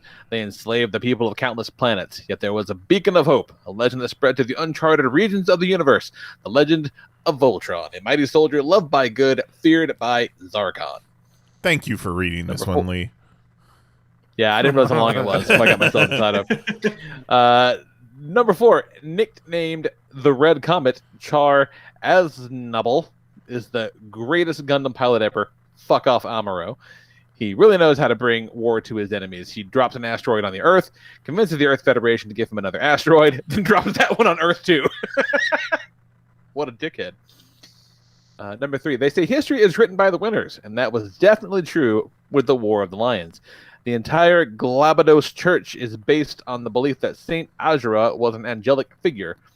Ramza Biulv was branded a heretic because he knew that wasn't true, and that the church engineered the whole war. And guy sounds like a real shithead. Just based on the way he spells his name. Yeah, right. Number 2, when a civil war of immortal beings rages on for millions of years, everyone becomes a soldier whether they want to be or not. There are too many Transformers for me to pick a single one, so I'm just going to go ahead and say all Cybertronians. Really? Even Sea Spray? Especially Sea Spray. Sea Spray gets a... Okay, all right, fine. That's cool. That's fine. That's fine. All right. I like Sea Sprays all up when they make those craisins. Yeah, fucking little hoverboat. Then it makes it crazy. Yep. Number 1, the Jedi are keepers of the peace, not soldiers. Mace Windu needs to read a history book because Ravan was a soldier. Ravan was a tactical genius and turned the tide of the Mandalorian War by aiding the Galactic Republic. He then went on to single-handedly winning the whole thing by defeating Mandalore the Ultimate. And this is before becoming a Darth Lord of the Sith. That guy sounds like a real shithead, too. Bunch of shitheads on your list, man. What's up with that? Bunch of shitheads and Jim Raynor. Come on now. Solid. All right. Jose, take us home. It's not home. I think there was. Oh no, those were reactions. Yes, this is the last one on there. Top 6 fictional soldiers. And this is from our buddy Eric Magnus. He's one of my favorite real soldiers. Fuck yeah! Shout out. That's true. Shout out to the real soldiers. Yeah, doing their thing. Before I start, I like to give a big fuck you to Soldier Boy. About stolen valor. The unknown soldier from the Vertigo series in either the late 90s or early 2000s. That's a good one. Tim Bradstreet did the covers. Yeah. Edit. I finished the list, but I forgot to mention Sergeant Rock. Also a good one. Yeah. Shout out Sergeant Rock. Number 5, the Winter Soldier. Ed Brubaker made Bucky Barnes cool. It's Number true. 4, Deathstroke the Terminator. He could totally whoop Batman's ass. Yeah, I said it. Oh. Some fucking hot takes tonight. Fuck Captain America, I guess. Number 3, Bloodshot. He could whoop Batman's ass too. Number 2, the Punisher. He can't whoop Batman's ass, but he's still badass. Number 1, Captain America. What needs to be said about him, except he could beat the brakes off Batman. Hell, for that matter, the Wonder Twins could whoop his ass if they woke up one morning and decided to fuck him up. Damn, coming hard for Batman. Yeah, he is. Shout out to Jason Bourne, Solid Snake, Gabe from Siphon Filter. Fuck yeah, Siphon Filter. Sam Fisher and U.S. Agent. John Rambo, the fucking A-Team, and just for Kelly, Drew Kane, Sean Butler, and Jack Abbott. Gotta get them General Hospitals in there. Zero also comments, fuck you to Soldier Boy. Best choice of the night.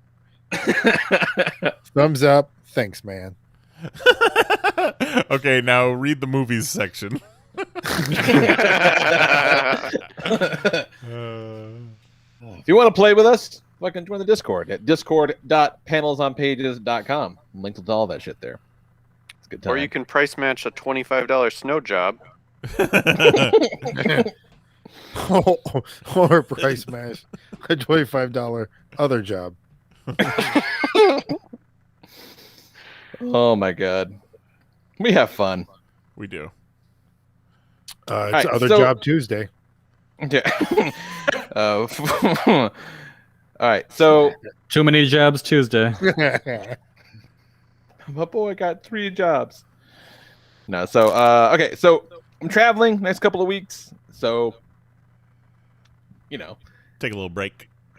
take a little break. So we're not gonna have a show next week or the following Tuesday. However, you will be able to find us on Twitch. Somebody will be fucking Knize will be there for sure. I'm gonna be there next week. The following week I'll be in Vegas, probably doing way more fun shit than playing Fortnite. Just saying. I mean, Popping that shit That's off. at the roulette table, baby. Hey, doesn't 10, 13. They're right next to each other. One's red, one's black. And that's the secret, huh? No, that's my birthday. That's what I play. Oh, okay. All right. That's what I'm saying. It's funny to me that my birthday is right next to each other on the roulette table. It's kind of scary, which makes me want to play more. And then we'll be coming back the 22nd, and that's the first Tuesday after Father's Day. So we did top 6 moms. Let's do top 6 dads. I'm in it. Let's do it. Chris Benoit. Chris Benoit. Chris Benoit. Chris Benoit. I guess we got some shirts going back up. Yep. Those shirts are still up. I guess they're not coming down. Top seller. Fight for all your favorite dads. Christ almighty. But yeah, so hit us up on Twitch, and that's going to be twitch.tv/panelsonpages. I know you're all very shocked to hear that that's what it's called. Yeah, but we'll be up there playing some games. You can come hang out with us, all that bullshit. Yeah, we'll talk to you in a couple weeks. We'll be talking about dad stuff at 10 p.m. Eastern, 9 p.m. Central at youtube.com/panelsonpages. But before that, I guess you're talking about comic books. Almost skipped a step there. I'm quite keen on comic books, especially the ones about superheroes. You were rolling. I was going to let you roll right to the outro. I got ahead of myself. Oh, wait a minute. Sorry, everybody. My bad. It's been a long day. Been a long few days. But yeah. So Heroes Reborn is real stupid, but like in that really, really fun way, and I'm fucking here for it. Yeah, I like it. The last issue, so they're doing just like one issue featuring another member of the squadron and like whatever, however they fucking rewrote shit. So this one has Dr. Spectrum fighting Rocket Raccoon in space after fucking up Thanos by himself, and he's just like this hyper, like super mega American fucking psychopath, and it's like I feel like we all know guys like that. That definitely should not have godlike prism-based superpowers. Could be a really bad idea, but it's great. Like they're all really, I don't know. I'm really enjoying it, and I wasn't sure about it at first. I'm like, oh man, what the fuck are you doing? Like, you don't have to do the big dumb event and stuff for the Avengers. It's been great, but it's been fun. It's been really well handled. I think it's good. And then, well, that's enough. What you got, Kelly? You guys want to hear about a saw torture machine I thought of earlier today? Yes. All right. So is it you telling me about wrestling? No. All right. So you wake up and you have like a tube in your mouth or something.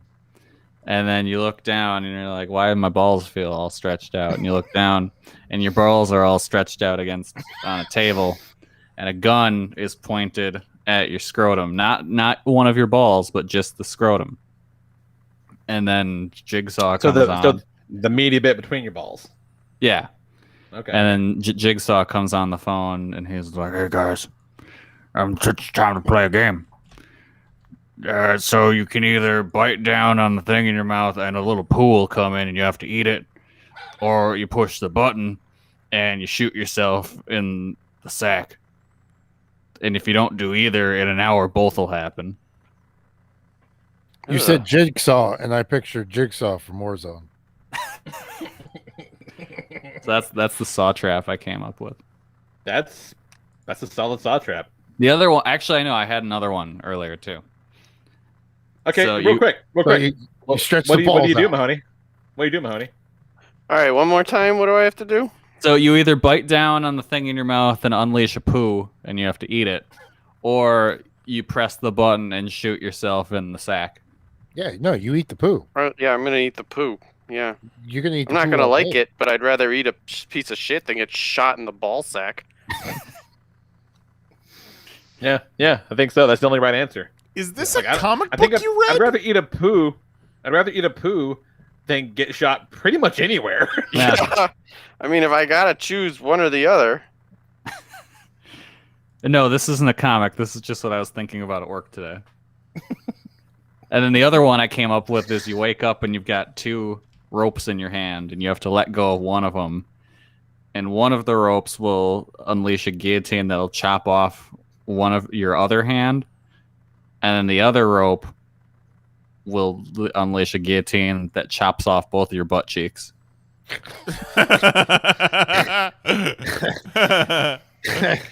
You wild Kelly. I feel like this is a pop topic for the future. Yeah, I was actually thinking about that. I was like, what if we would do a pop topic thing where we would each get a different co-host, and we would come up with a saw trap for them. Yes.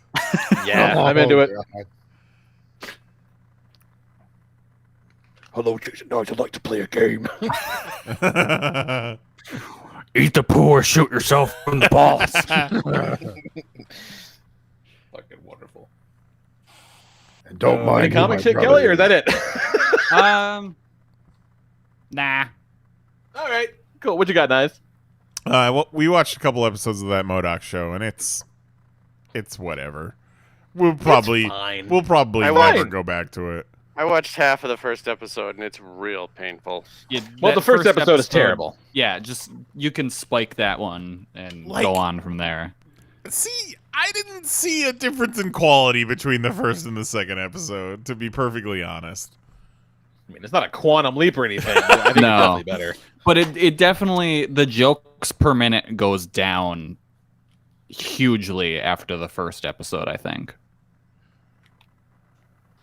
Because that first episode, they're firing them off like they're like, it's like 4 episodes of Family Guy squeezed into one. Yeah. I think I'd rather watch 4 episodes of Family Guy squeezed into one. I'd rather watch a man make a Go-Gurt sausage. Fuck, that's a horrible thing to watch. I watched 20 minutes, not even 20, probably 15 minutes of that MODOK show and was like, I could have been watching TikTok this whole time. I would definitely rather watch MODOK than TikTok. No, nonsense. I think I'd rather watch the entire season of MODOK than like 3 TikToks. No. Ooh, that is definitely true. No! Yes, I know what your saw torture is going to be. 3 minutes compared to an entire season? And I had expected, because it was the Robot Chicken guys, I was thinking that they were going to be 15-minute episodes, but then I saw they were 25. I was like, So 15's their sweet spot then, huh? Well, I mean, even at 15, I don't know if they really had a sweet spot. Look, I'm not going to see the mandrill in any TikToks. You might. There's a lot of TikToks, Kelly. I dare you to search TikTok for mandrill and see what happens. Whoa. Nope. You're going to find a bunch of home improvement stuff. I dare you to search Pornhub for the mandrill. Nope. Mm-mm. Why would I want to watch home improvement videos? Home improvement videos are great. In 1 minute increments. A 1 minute home improvement tip. Yeah. Fucking ridiculous. I don't want to know how to fix my house. I get a guy to do that. No. Oh, what a waste. What a waste. What an absolute waste. Remember of when time and money. Mahoney tried to fix your garage? Yeah. I'm begging you to let me fix that garage. I could fix that garage virtually from here in like an hour. I mean, I bet you could. I don't care about it that much. Oh. I once Sorry, tried to Money. fix Kristen's dishwasher from across the country for like 3 months straight, and let me tell you, bothers me every day that I didn't do it. Well, you didn't have all the information. I did not, but it doesn't matter. No one did. Still feel like I should have been able to fix that dishwasher. Was the problem a frog jumped in it? Basically. It's always roots. Yep. Anything we're talking about, Jose? I went to a comic store. Yeah. Did you see anything exciting there? A fucking Kelly. Nice. What if he told a story about a completely different comic store? Oh my god, that'd be great. Jose realized that when he was in my shop, that was the first time he'd been in a comic shop since we went to that one in New Orleans. Yeah. That's fucking wild. Remember those weirdos? Yeah. The weird drug front. Remember Jose rolling up with a pizza? Did Jose bring a full pizza to your comic shop? No. No room. No room. Fucking insane. Love it. Let's get out of here. All right, let's do it. So See yeah, you guys in a month. We'll be back in 2 weeks talking about dads. 10 p.m. Eastern, 9 p.m. Central at youtube.com/panelsonpages. In the meantime, check us out on Twitch. We'll be going live next week at 10 p.m. Eastern, 9 p.m. Central at twitch.tv/panelsonpages. And yeah, appreciate you guys for hanging out. Thanks for all the participation this week. It was a good one.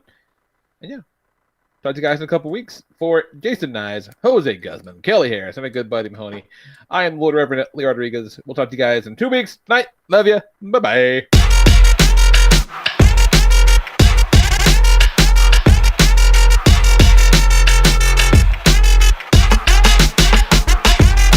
Die mal in 2 drin. Die mal in 2 drin. You fucking Google ass bitch. Die mal in 2 drin. Die mal in 2 drin. Fucking Google something. Die mal in 2 drin. Holy shit. Die mal in 2 drin. You fucking Google ass bitch. Die mal in 2 drin. I didn't want to say it. Die mal in 2 drin. What are you, some kind of bitch? Die mal in 2 drin. Whoa. Die mal in 2 drin. You fucking Google ass bitch. Die mal in 2 drin. Why you keep bugging us, YouTube? Die mal in 2 drin. You fucking Google ass bitch. That's it. Show's over. We're done. Sound good? Yes, sir!